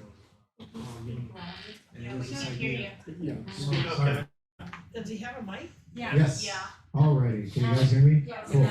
Is there any way you can stand up so Oh, the voice okay. can project better? Yeah, thank you. Look at my glorious jacket. Yeah, wow. I love it. So, no, it's just this whole conversation on mindfulness and all the implications that come with it brought to mind a concept that is still eminently interesting to me, the idea of the shadow that Carl Jung talked about. And, you know, there exists within us this potential to be the absolute worst versions of ourselves. But if that's the case, well, the inverse is also true. You also have within yourself the best potential version of yourself. And what I'm noticing with this mindfulness thing is that it's not slick in the sense like, oh, you're trying to sell me a car, you're not telling me everything that comes with it. But it's slick in the sense that there's an implicit assumption that in order to really be mindful, you need to accept everything in the situation, good or bad.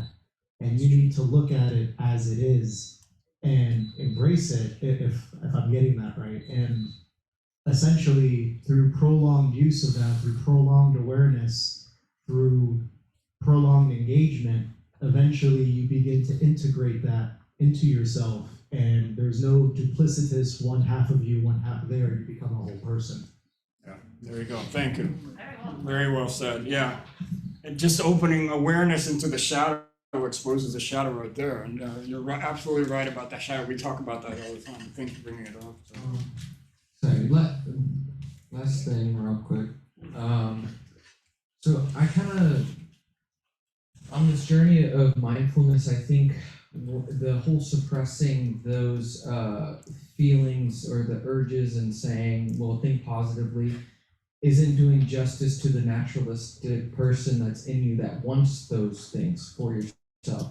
And so I think by sitting and being mindful, you express those feelings in a positive light, albeit those are bad or urges or thoughts or whatnot. So then in the moment with those overwhelming feelings, I know that mindfulness is a practice, but is there a practice to remember those things a little bit quickly so that way you can instead of white knuckling to persist these urges, what would you do?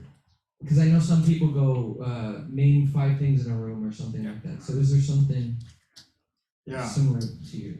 So there's no quick fix, sorry. Yeah. Well, but your point is really well taken. So again, this is why we always have to, at least I always start with, first and foremost, self-care.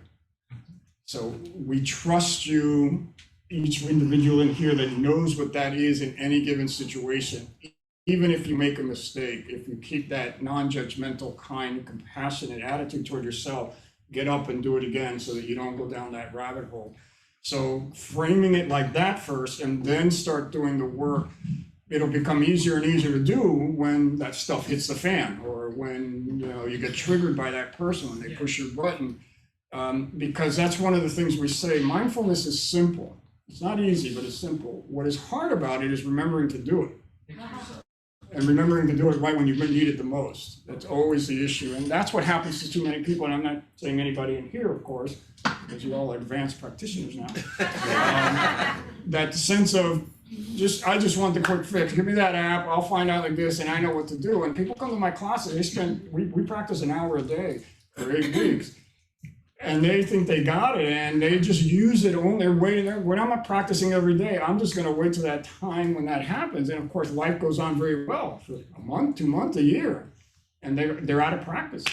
And when that stuff happens, it's really hard. But that's how we sort of get beat up to hit our bottom to go back up and say, how should I do this? Yeah. So yes, over here and then here. Yes. One of the things I don't struggle with, I have dreams. So you were talking, and I know you're a sleep specialist. Like when I put the meditation, like I can go to sleep and I dream. And in my dreams, like sometimes I try to analyze them when I wake up to see what it's trying to tell me, but kind of wanted to hear more from you. I was listening to a sleep psychologist, and one of my reoccurring dreams is a house. In a house with rooms, and he was saying that it's your mind or something like that, and I mean it's very indicative of why probably I don't want to be in there, but so I was again tend to be a little more materialistic, I guess, even as a sleep specialist. So when it came to dreaming to me had no significance except if it had significance to the person. But particularly if it was unpleasant and recurring, so-called nightmares. If it's the same nightmare about dying, then probably something psychological is going on. But now that I've gotten into this mindfulness world and all of this woo-woo stuff, I'm kidding, but it's been very interesting. What I feel is that is the mind healing. The processing going on in the brain is presented to you in so-called dreams while you're sleeping. And to a lesser extent is happening now, but because we're so busy focusing, concentrating, and so-called using our resources to see what's going on here, we're not letting the brain sort of undo and process out what they may be. Most of the time, it's just undoing things that are bothering the brain that just need to be resolved. Some of the time it is psychologically needing help. There's some issue that you have psychologically that you need to work on. And then sometimes it is really like, the trauma people. It's really traumatic and you really, really have to get help. So the point I'm making is that it is something going on physiologically and psychologically helpful for you. If what I've learned to do is not give it that much importance, just let them sort out. And if it becomes important, I'll know. I'll start feeling it, especially in my body. This is really feeling like something, not just a dreaming of a house. There's a house and there's some tension and oh my God, and my chest is tight. Then I know that means something. Otherwise, just let them go. Because since we do this work, and she's more of a power meditator than I am, I won't say anything. But she really does a lot of meditation. We do a lot of meditation, like 2 hours a day since the pandemic. My dreams are all over the place. And I learned to just let them go. Let them pass through. Let the brain, do what it's doing, whatever your psychology, whatever it's supposed to do. Rather than trying to figure them out, try to analyze them. Again, unless it becomes repetitive and bothersome. That may not be right, that may not be what psychologists want you to do and things like that, but that's just sort of where I come from. So, all right, let's take one more question and then we'll finish up with a brief practice before the break. Yeah. So my question for you is there any place or any community, anywhere that you would recommend maybe where we can learn this or practice this? Because here we do something different, like, we don't sit and meditate. Is there any place that you would say, oh, you know what, in the Miami area, you can go over here and there's a group practicing this or anything like that? You mean, when are we starting it at Hope for Life? Well,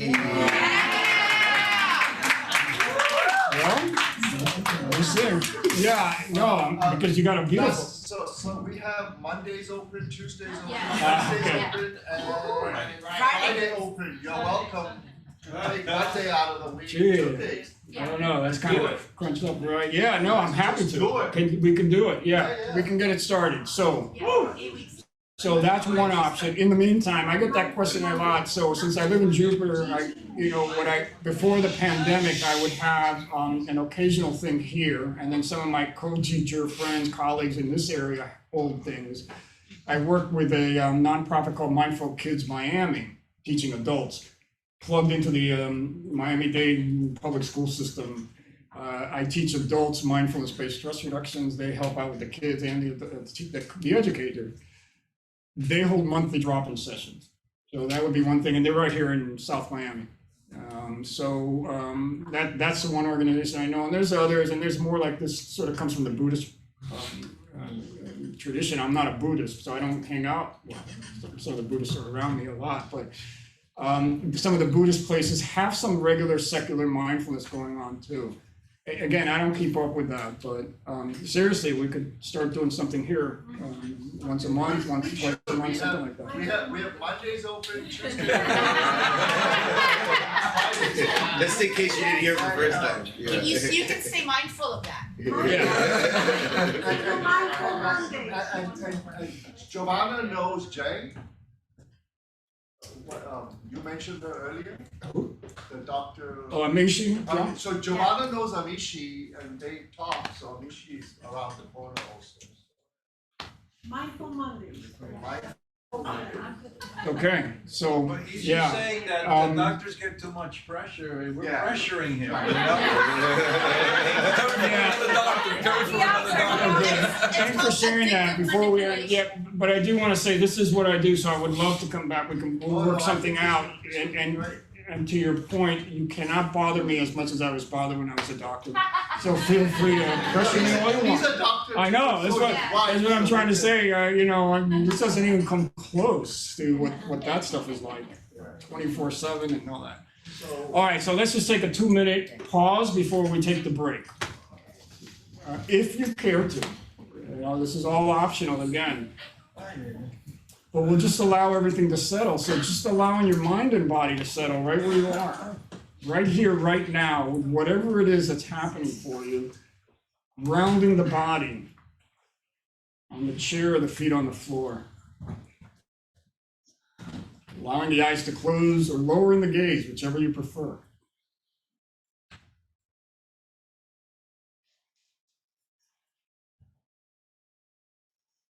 And now taking a moment to check in with your internal experience. What is happening in the mind, the emotions, the heart? the body, the sensations.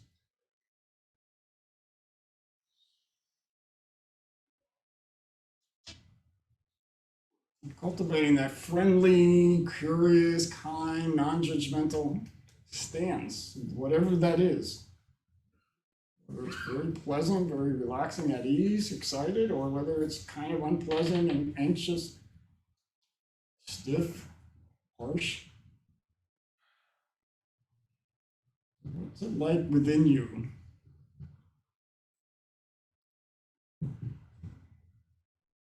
And then coming to the ears as a way to get a feel for what's happening around you, just noticing the sounds.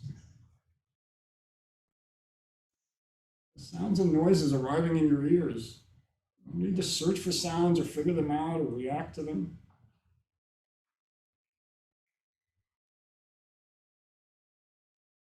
So what's it like going around you? What's going on around you?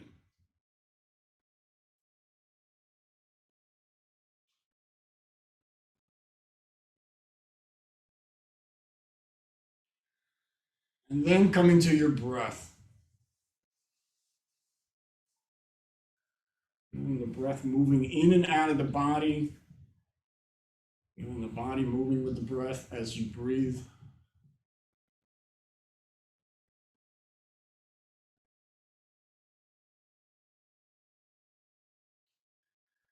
And finally, taking a moment to congratulate yourself for this short practice, for the willingness to just sit and be with your internal and external experience, just as it is, even if it's just for this short moment. Whatever it is that happened, being good with that, really honoring and congratulating yourself.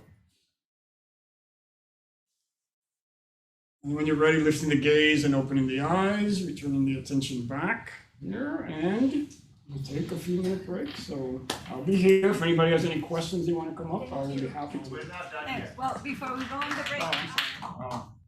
You guys really know how to celebrate this. Mindful celebrations and dancing and such.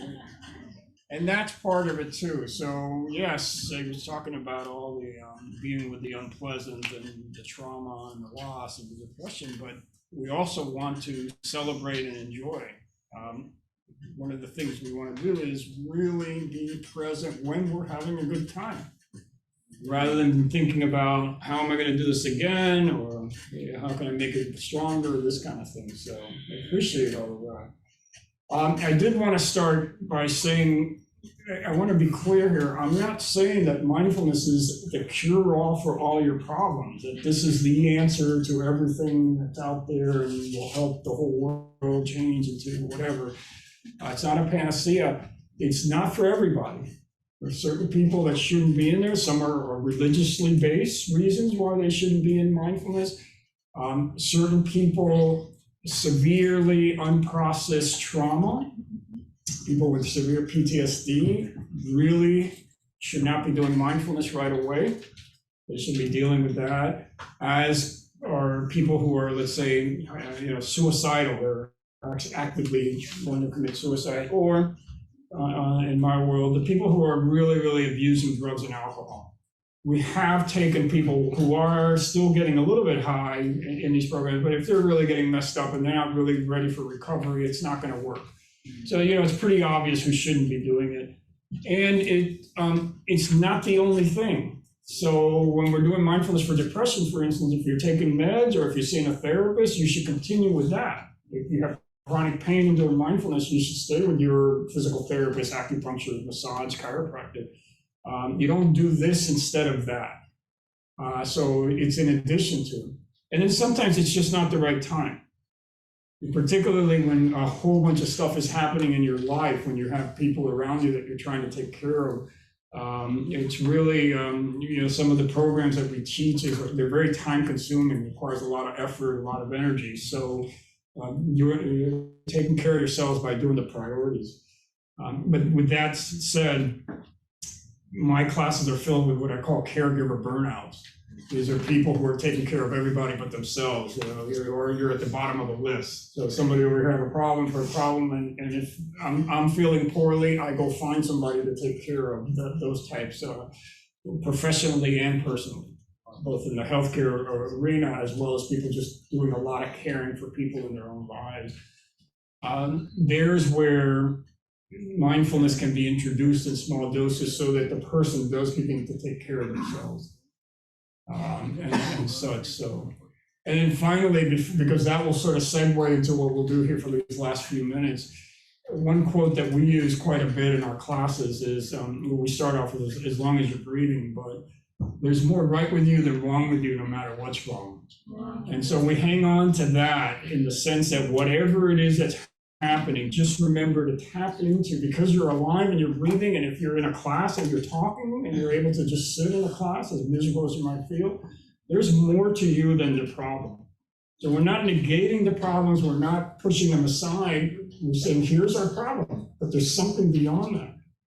And the wholeness includes it both. It's all of it together, the good and the bad together.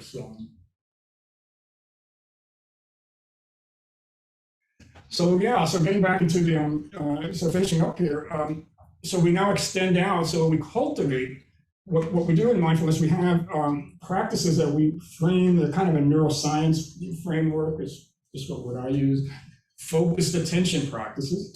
So we'll choose, some of you mentioned it, choose the breath, for instance, or sounds, or some object, and just pay attention to it. And when the mind wanders, bringing it back. And just simply that. There's another practice that we call open monitoring or open awareness. We just sit with whatever's happening. We don't focus on anything, but whatever the sounds, the sights, smells, as well as thoughts, emotions, and feelings. So these two different practices comes from the traditional mindfulness world, as well as there's neuroscience behind it. And then this third practice is called cultivating. We cultivate, of course, positive qualities. And I kind of loosely call them our heart practices. These are practices that focus on compassion, kindness. We have sympathetic joy, equanimity, forgiveness, generosity, gratitude practices. So cultivating positive traits, characteristics. Even though just practicing awareness and attention is an act of, especially with a non-judgmental attitude, is an act of kindness and compassion, it really does help to ramp up, particularly in these times that we're in with so much challenge and difficulties and things that are going on over and over. So we end up cultivating, and that's when the person that asked on the Zoom class, how do we sort of include others in our awareness? And we have these practices. And I don't have a whole lot of time, so I'll run through a very short practice. It's called, traditionally it's called metta, M-E-T-T-A. That's translated most commonly into loving kindness. It's the practice to cultivate a loving kindness. That really was, the original translation was cultivating unconditional friendliness. And what we do is we just call to mind people and we offer them simple phrases of well wishes, of kindness and compassion, and then we expand more and more to more and more people. And so that's how we make it from a personal practice to extend it out. But one thing that we have found in the West, as opposed to some of these practices come from the East, that the people in the West, especially in America, have much more of a tendency to be self-critical of themselves. So I don't know if any of you have a self-critic going on in your mind. How often that is. And that can be very disturbing, not the least of which is getting in the way of the practice. When we sit down to meditate and we start criticizing, if you start noticing, one of the things I hear all the time is I can't come to your classes because I can't do it, I'm doing it wrong, I'm not sitting still, I can't sit still, my mind's wandering. And we have to break through that sometimes. And this is why the mindfulness part is very easy. It's just, you can't come to these classes because your mind's wandering. How do you know your mind's wandering? Well, I know because my mind's wandering. Okay, there you go. That's practicing mindfulness. If you're aware that you're mindless, you're practicing mindfulness rather than you're trying to quiet the mind.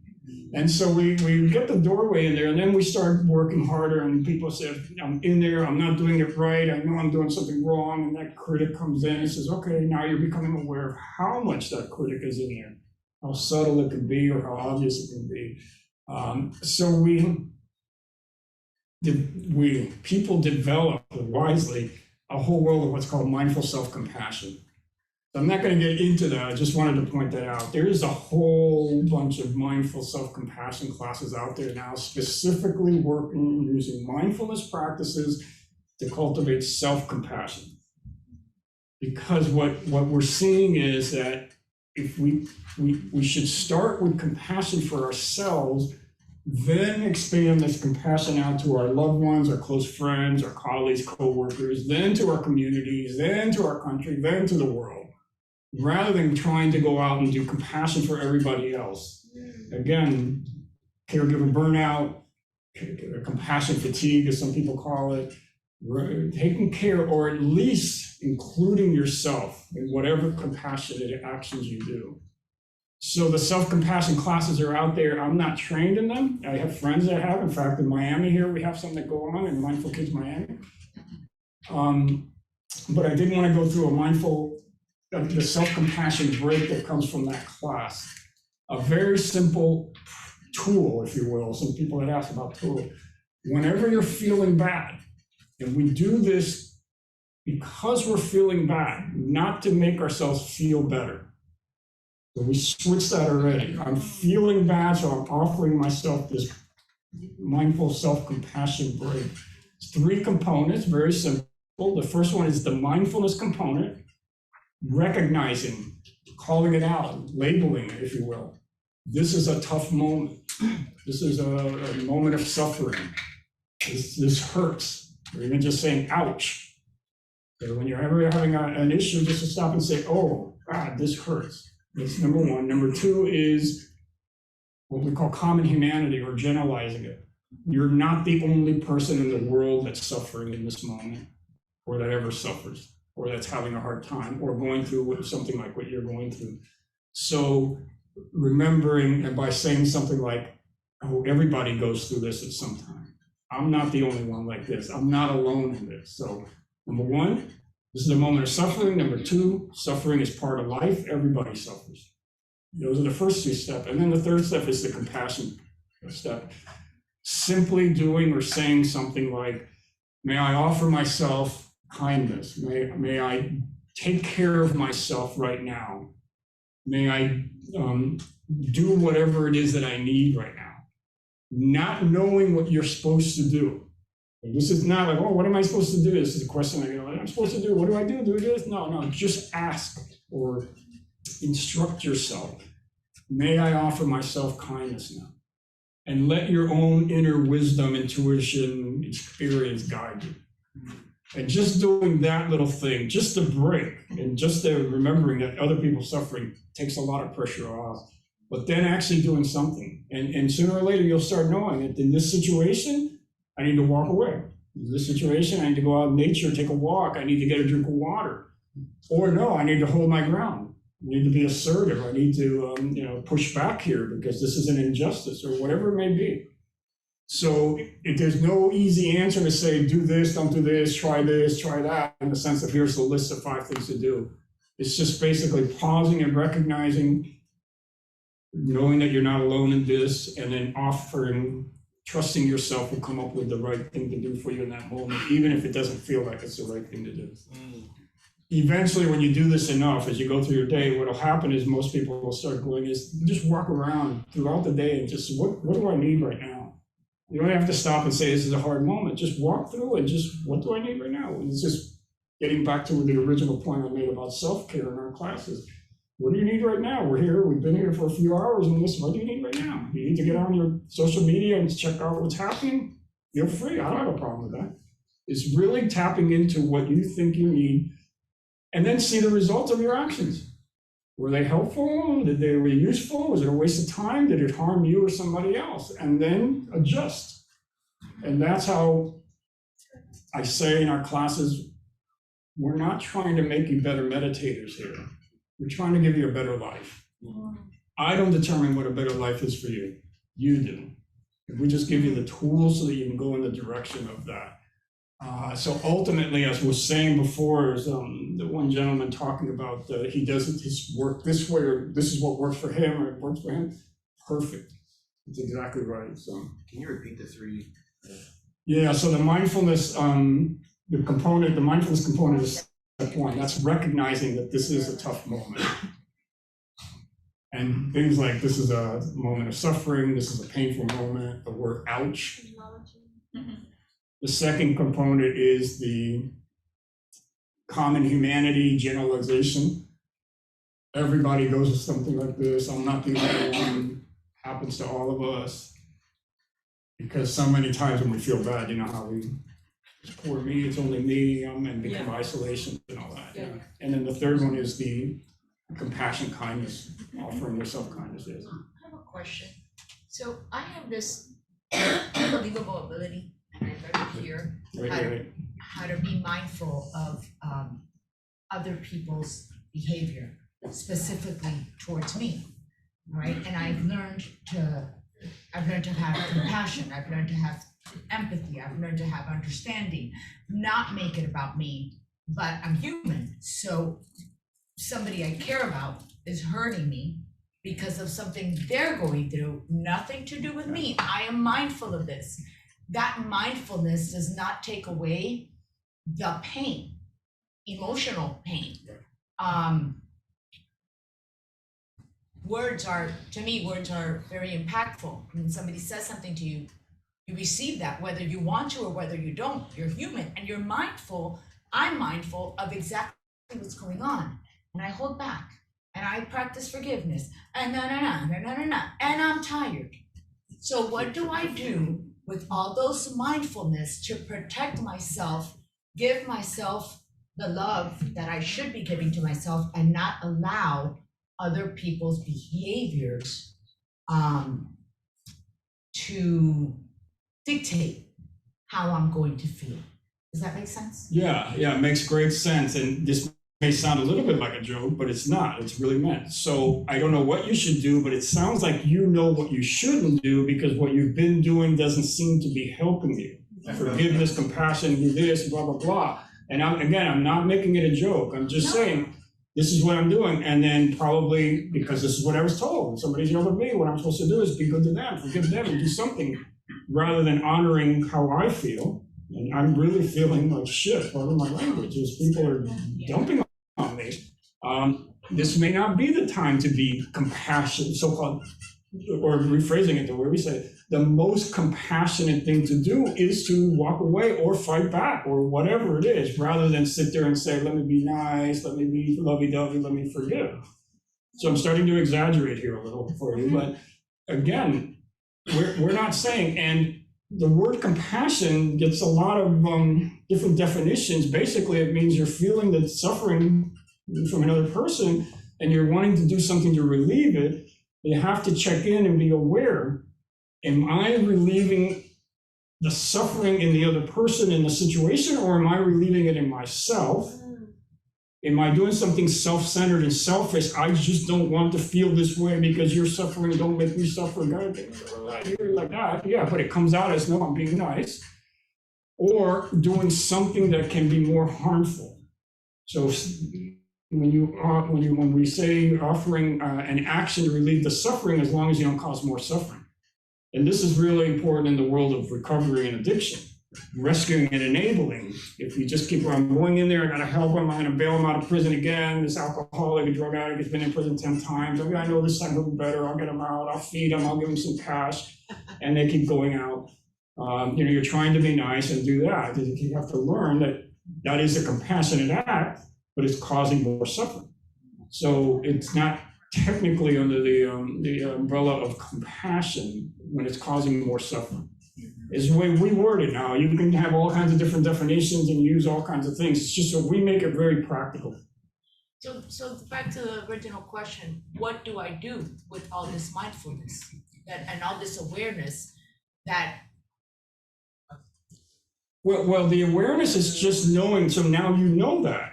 Right. The mindfulness doesn't tell you what to do. If you don't know that this is what you're going through, you become, for instance, in this case, codependent, in what I was talking about. Or you become somebody who becomes a doormat because it becomes a victim. Every time that person triggers you and you feel that they become manipulators and you become the victim of their whatever. So the mindfulness says, I know this is happening, so that's great, but it doesn't say, here's what I should do. Now, you've said, I have done some things. I try to be compassionate, I try to be forgiveness, I try to do these things. I would just say it becomes a practical thing now. Have those things been useful for you? Have they been relieving the suffering that you're looking to relieve in yourself and the other person or not? And if they're not, then you may want to be doing something else. But what that is, again, different situation, different people, it's going to change every time, even if it's the same person. It's impossible to give you the list of things to do. Thank you. So it would be just simply note that, honor yourself for trying, but understand that if what you're doing doesn't work, from our point of view, is try something else. Yeah. Thank you. Yeah, sure. What is the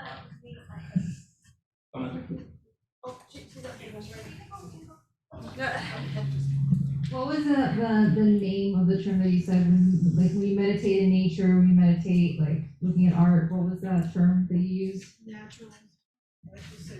Which one? Earlier you were mentioning about meditating, like, in nature, mindfulness in nature, mindfulness, like viewing art. Like, what was that term that you used for that? Something about savoring. The self-compassion? Savoring. Oh, the mindful savoring. Okay. Sorry. Yeah. Savoring, like savoring, regular savoring, but it takes it up a couple of notches. We really ground ourselves in the experience. We do it as a practice. We ask people to bring in something you love, something that's beautiful, a picture, an art, or a flower, and then, feel into the whole thing. We make it into a practice. I wanted to know, when you're giving your group classes for adults and all this, have you ever taught kids or is it only adults? Only kids I do is there's a summer camp. I've been under-resourced teens up in Miami Gardens. Been going there. It's through the Children's Trust here, and so it's coming up now again in the summer. It's a whole STEM, science, technology, and art, and they go out to these nice places. And I teach mindfulness for them, but that's all. And have you ever, in your group classes, had adults who, I have ADHD and it's really hard for me to stay still and focus on meditation and mindfulness, but do you have any tips for someone who has that or wants to practice really clearing your brain and not having a million tabs open, thinking about some stuff? Do people who have attention deficits come to my classes? Yeah, how do you do they have ADD, ADHD? Do they have diagnosis and all that? Probably a bunch of them do, but everybody in there comes in there with some kind of attention deficit, and it's hard to concentrate and focus and mind wandering. That's one of the big complaints. So these practices can be useful for that. If you do have, quote, an official diagnosis, there's a lot of mindfulness work on ADHD specifically meant for that, which practices, what things just for that. Do you do that? I do it more in a general way. And if somebody's in my class and we get into it, we just sort of try and specify without taking up too much class time. But yeah, I've done it, I don't deal with kids, and I don't deal with kids that have mental health issues for sure. Although many of the adults in my classes are kids, so less mature than some of the kids in my class. All right, so let me do this. Because it's almost at the top of the hour, so let me finish up with what we call the loving kindness practice, and I'll make it a brief one.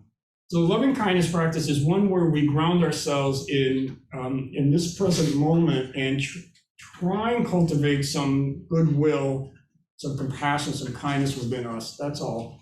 But then I'll ask you to call to mind certain people, and then extend it, and to yourself, and then to the other people, and then extend the well wishes to them, to ever widening more and more people.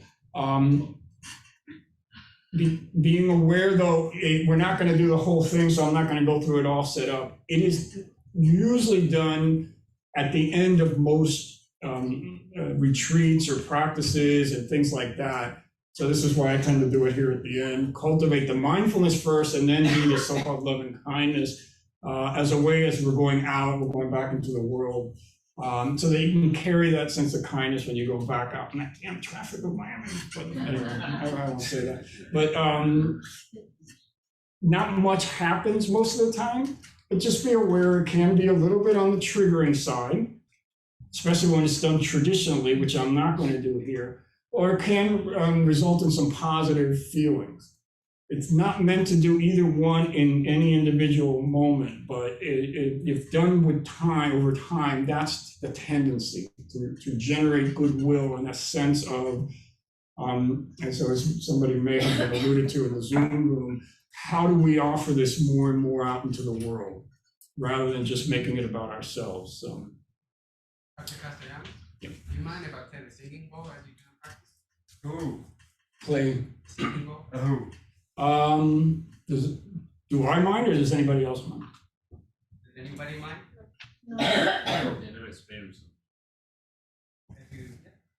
All right, so nobody minds. Only if you do it well. If you don't do it well, I'm kidding. No, that's great, yeah. And this is where we get into that. So in our regular mindfulness, we're very dry. We don't use bells. You can use them, but we just whatever it is, so that you can just practice mindfulness in anything you do. But when we get into these practices, the hard practices, it does help to have mindfulness. So again, we'll only do it for 5 or 6 minutes. So that's all we have time. Very simple. So if you care to join me now, these practices are done. What I always recommend is getting comfortable. So before I was getting grounded and upright, and and feeling grounded, and so. But in the sense of being in a comfortable position as an act of self-nurturing or self-care, so whatever that may be, and that may still be grounded and upright or standing up even.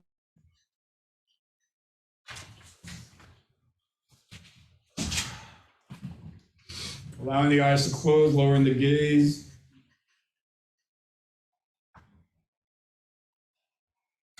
And just noticing your breathing. And again, this is a short version. I'm not setting it up with a lot of talk about cultivating love and unconditional love and divine love and all that, though if you're welcome to bring that into your experience right now. But perhaps, if you care to, checking in with your heart center.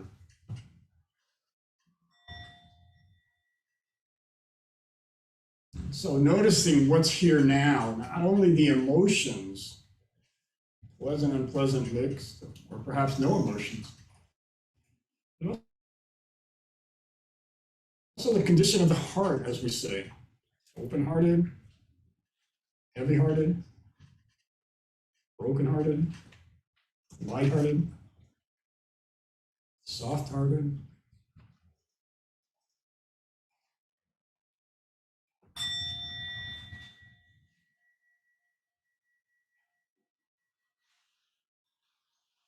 And here, if you care, we'll start the practice.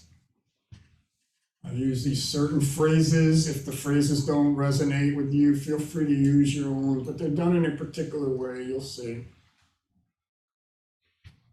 So bringing to mind a sense of you, yourself, how you are in your life right now. And with you in mind, offering yourselves these phrases. May I be safe.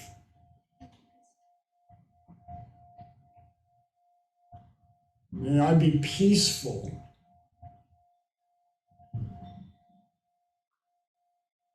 May my heart remain open through all of my challenges.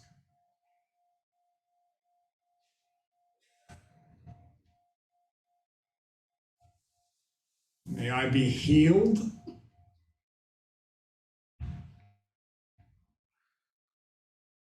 May I be a source of healing for others.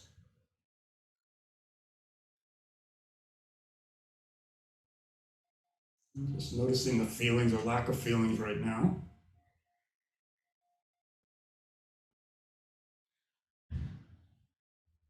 And then putting aside that sense of yourself, calling to mind a loved one or close friend. So now extending these same phrases out to that person. When you have that person in mind, May you be safe. May you be peaceful. May your heart remain open through all of your challenges.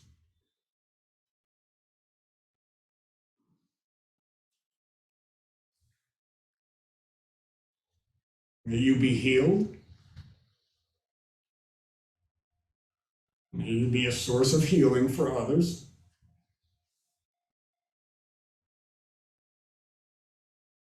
And then letting that person fade away. Now bringing to mind those of us sharing this morning together. No need to open the eyes, just feeling into the presence of the people here. Their energy, their kindness, their presence, as well as those on Zoom. And with us in mind, saying the phrases, may we be safe. May we be peaceful. May our hearts remain open to our challenges.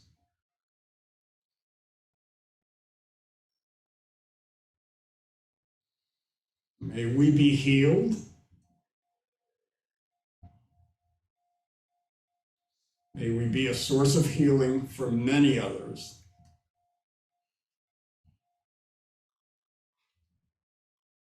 And allowing this circle of compassion, kindness, and well wishes to open up from us here in this room and on Zoom, gathered together into our community here. Those people that aren't here, your friends, families, others that normally might attend. And going further into the whole city of Miami, Dade County, state of Florida, our country, our countries, and then allowing your kindness, compassion, your well wishes to expand to the whole planet. Bringing to mind all people on the planet. Many people here suffering these days. Bringing into mind all beings, you might even include not only those with 2 legs, but with 4 legs, or no legs, or fins, or feathers, wings.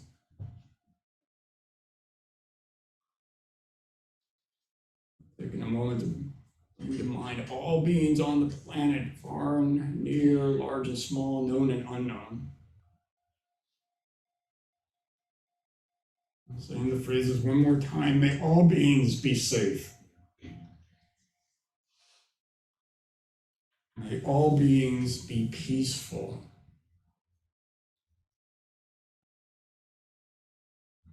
May the hearts of all beings remain open to all challenges.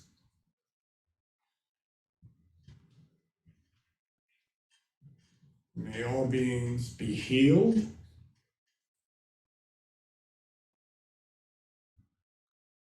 And may all beings be a source of healing for all of creation.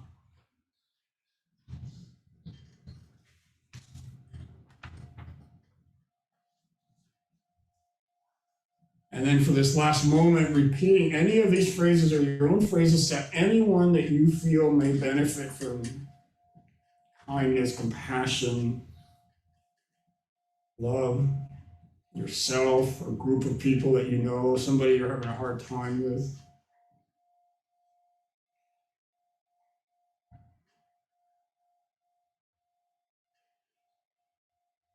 And as you do, I'll read this final poem called Love After Love by Walcott. The time will come when with elation, you will greet yourself arriving at your own door in your own mirror, and each will smile at each other's welcome and say, sit here, eat. You will love again the stranger who was yourself. Give wine, give bread, give back your heart to itself, to the stranger who has loved you all your life, whom you have ignored for another, who knows you by heart. Take down the love letters from the bookshelf, the photograph, the desperate notes. Peel your own image from the mirror sit, feast on your life.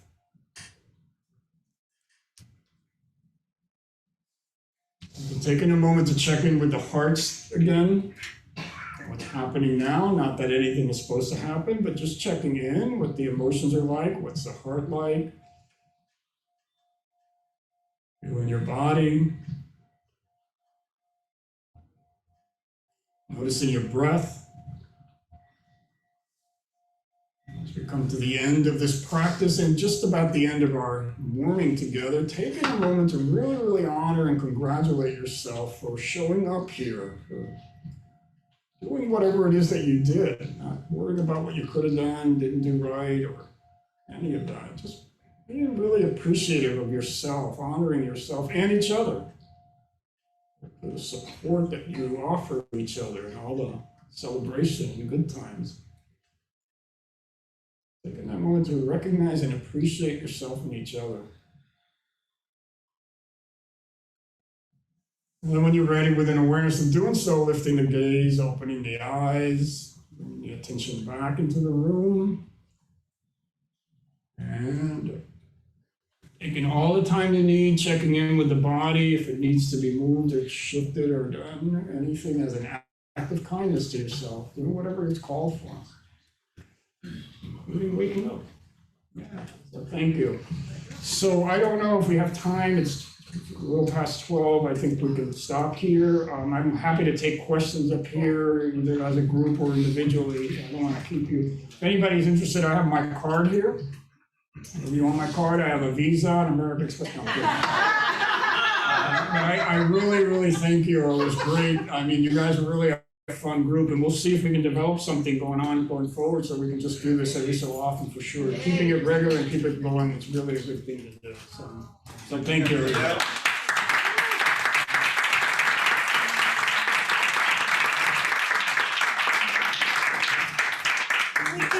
If it's okay, if anybody wants to ask a few questions, we're a little relaxed here with time, so if anybody still wants to have some questions, we can go I ahead. have to make the comment, this is a Christian community and Can we you give speak. him the mic? Well, yeah, this is, hello? No.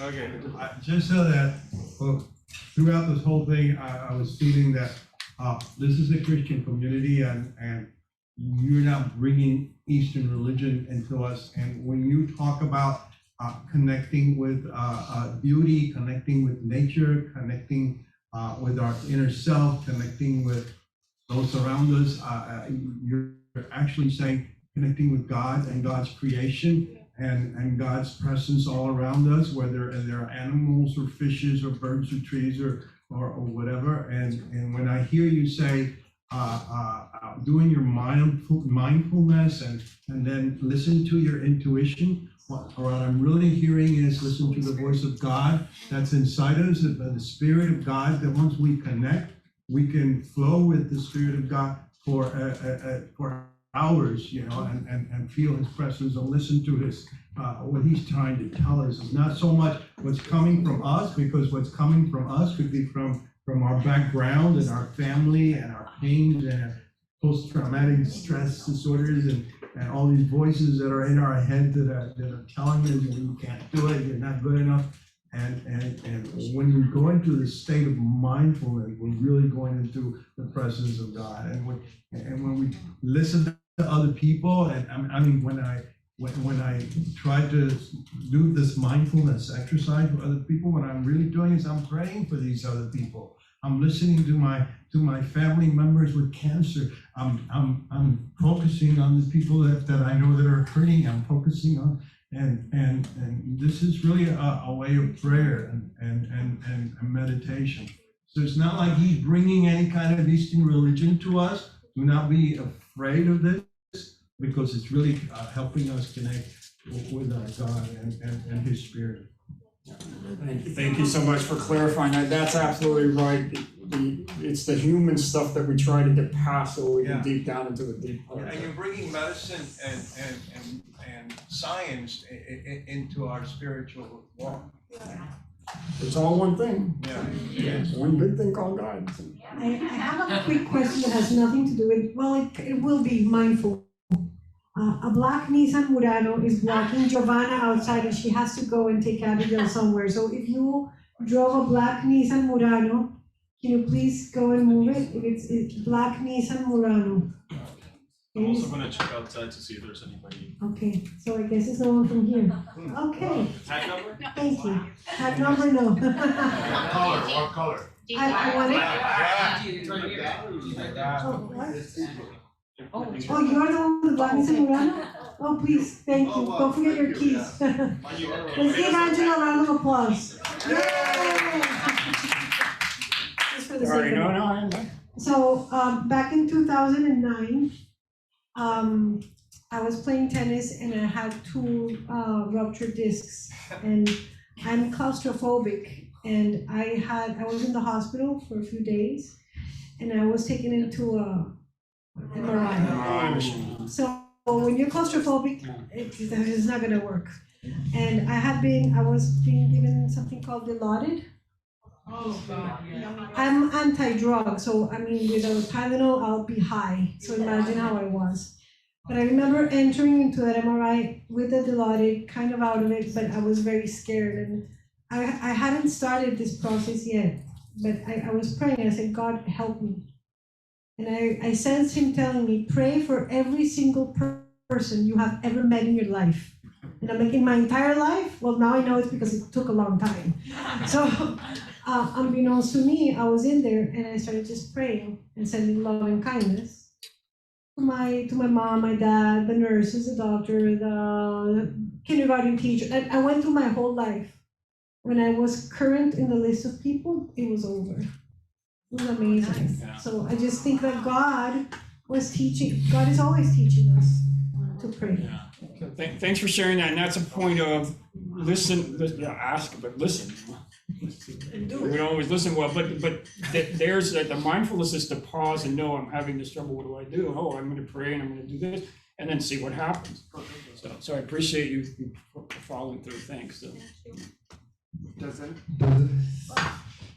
anybody have anything else? Oh, sorry. So I wanted to know, I had an aunt who passed away last year from cancer, but she could not sleep at all, and her health was very terrible because of this. And she would take, sleep medications. She would take melatonin. That didn't work. That didn't do anything. She would maybe get 30 minutes or an hour of sleep. So I think this greatly contributed to her health declining. But I was always curious, in that case, how do you, I think this is great because you're a sleep specialist. How do you get someone to sleep if literally nothing of melatonin or medication or, CBD oil? She would take it all the natural things, all the medication things, and nothing would help her. How do you get someone like that to sleep? Well, that's a really good lesson. The pills don't work, natural or otherwise. There's got to be some kind of what we would call loosely behavioral component. If you're just going to dump pills into people like that, now the world, of course, in America is instant fix. You go to the pharmacy and you got a whole bunch of over-the-counter preparation for sleep, and of course the natural people this and the prescription people that. But what you're doing there is I don't want to say you're taking away your own power, but relying on that to help you through. While that is helpful and they're useful for people when they need them for short term, for sure, that's not going to be the answer for chronic insomnia. It might be part of the program, but you need to do something else for sure. What would that be?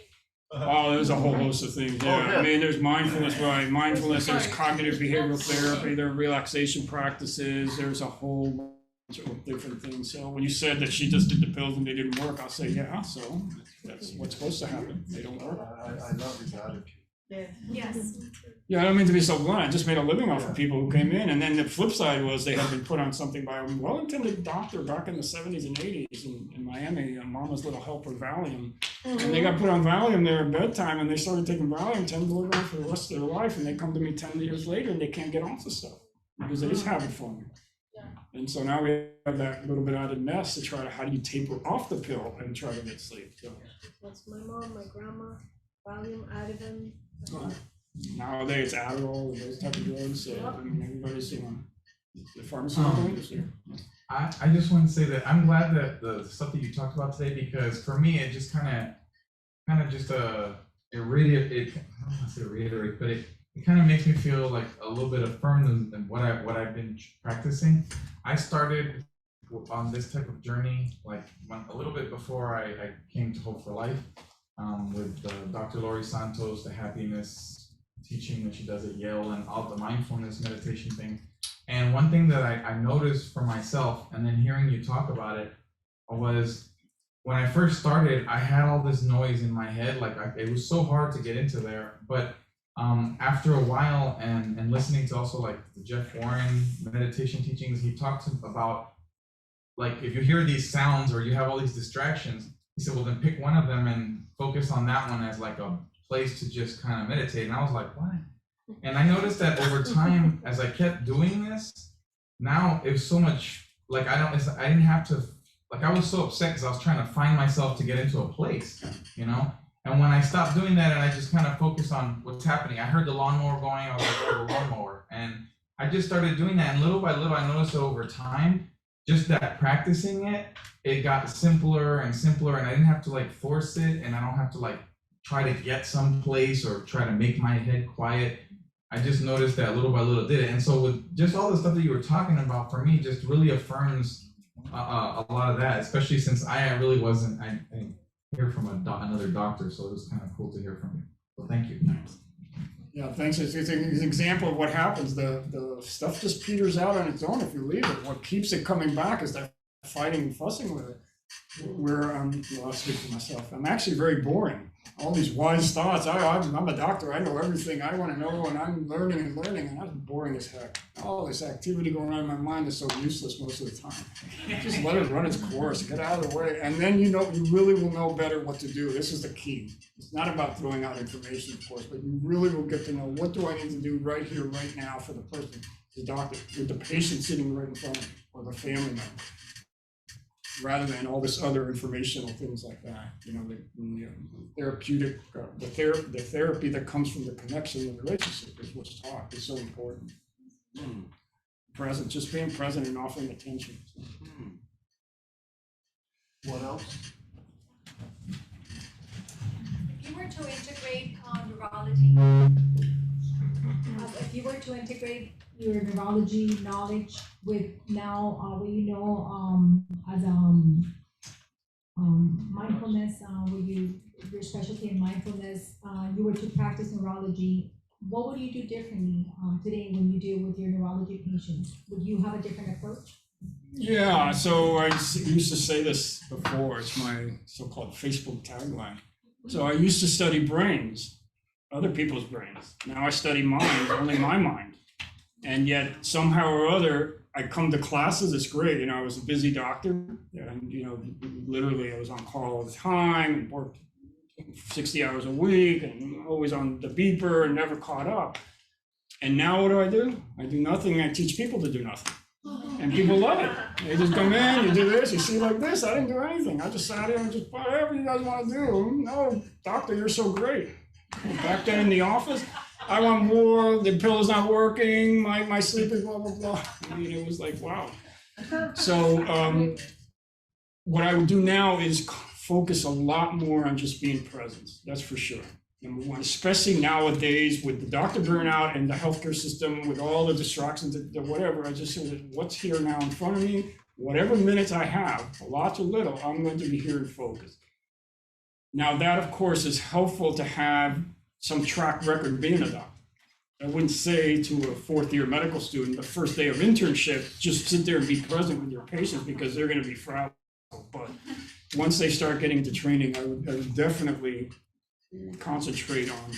I work with the guy that brought mindfulness-based stress reduction and got me involved in mindfulness at Jupiter Medical Center. So in 1998, we brought it there. I worked with him after I got out of prison and all that, helping him out with his medical, not medical side, but the computer stuff. It was about 10, 15 years ago. And here I am a neurologist, and we used to share patients, and you know, that was another trip.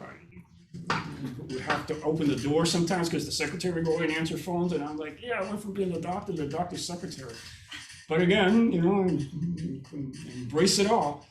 But he used to take some of these patients with these problems, and they couldn't sleep, and they had headaches, and they had this, and I'm a neurologist, you gotta do an MRI, you gotta do this pill, and he goes, You just gotta love him. What do you mean love him? Come on, man, the person's gonna say blah, blah, blah, and I'm there fussing with him. He just sits down for him and says, oh, how are you today? Just love him, just love him. I go, Mark, you need to order this, you need to do this, for God's sake. You just gotta love him. Patients did well. They did, and I mean this now, just as good or just as bad as me, the super specialist, would have gone in there and done all these other tests. They came out the same, except that the patient was much more appreciative.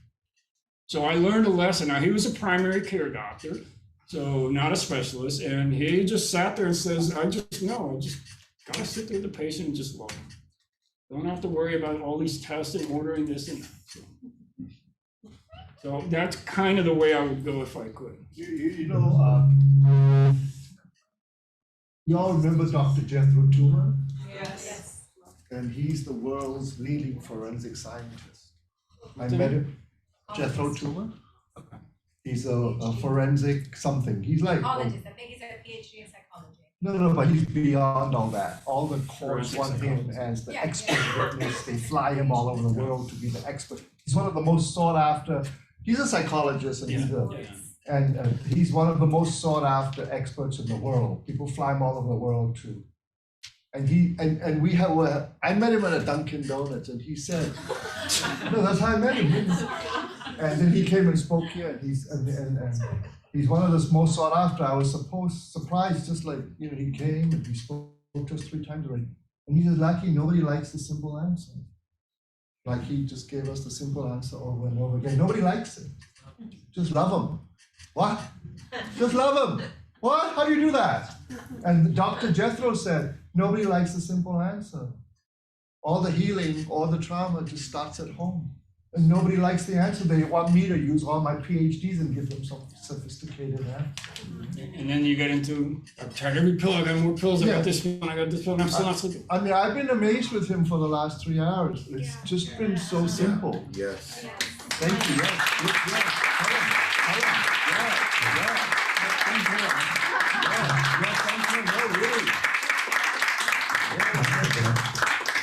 And it's Dr. Guskin. I mean, it's great. Don't worry about me. It's great having you here, and especially seeing your wife.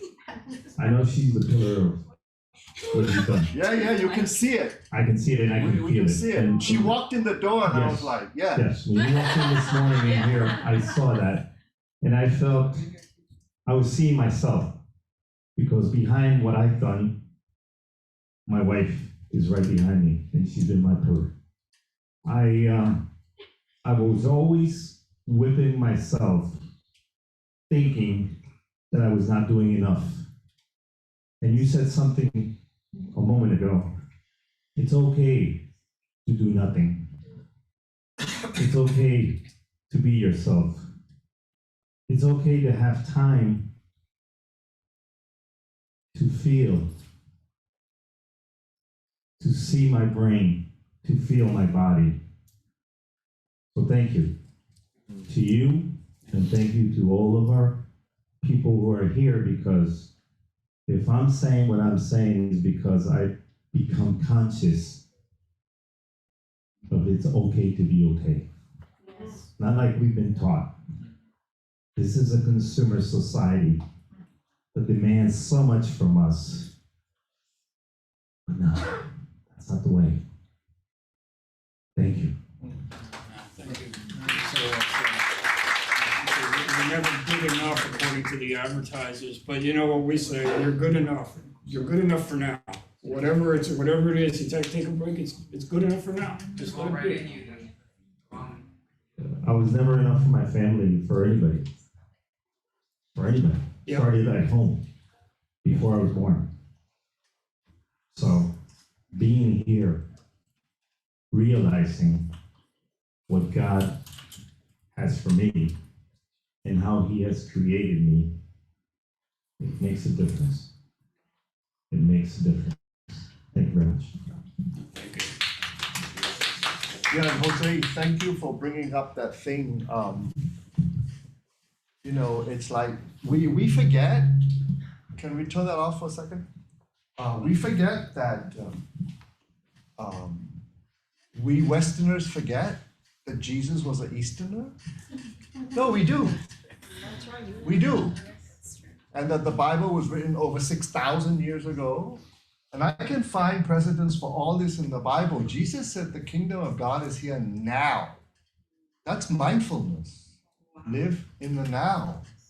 We read the Bible and we don't sound. If we read Genesis, how did God create everything? He spoke. What's that? Sound. You know, we become so anti-mystical and so anti this and so anti that and anti, and we become, I don't know what we've become. We've thrown away all the good stuff and say it's really bad. And then we're struggling through our stuff. And so everything it's okay, I get in trouble. Everything he spoke about, I can quote you guys in the Bible if you need it. And it's funny, he said, now science is just proving what in the Bible. You said that a few hours ago. He said, you know, Dr. Gus said so many things, so quickly, so simply, which I love. So I think we missed a lot of it. The innuendos he made, you know, and even some of the direct statements he made. So we should we close this thing down already? Because then. Yeah, what we can do is share your information. Yeah. Right? Yeah, his business cards are here. Yeah. I have my cards there for you. And for everyone who's on Zoom, we have a few questions on Zoom. We will send you his information. And we're seriously going to talk to Dr. Gus about doing something if anyone's interested. The wonderful thing is I hear everybody's interested, like the lunch I do on Thursdays and nobody shows up. Yeah. Everybody wants to do something, except when I do it, then they don't do it, you know? It's like, yes, thank you. Jesse understands exactly what I'm talking about. We're gonna say That's great, that's great. That happens to me all the time. Oh, you too? Oh, thank you. I feel better, it's not just me. I guess everyone's leaving. Well, let's give Dr. Gus Castellanos. Yeah.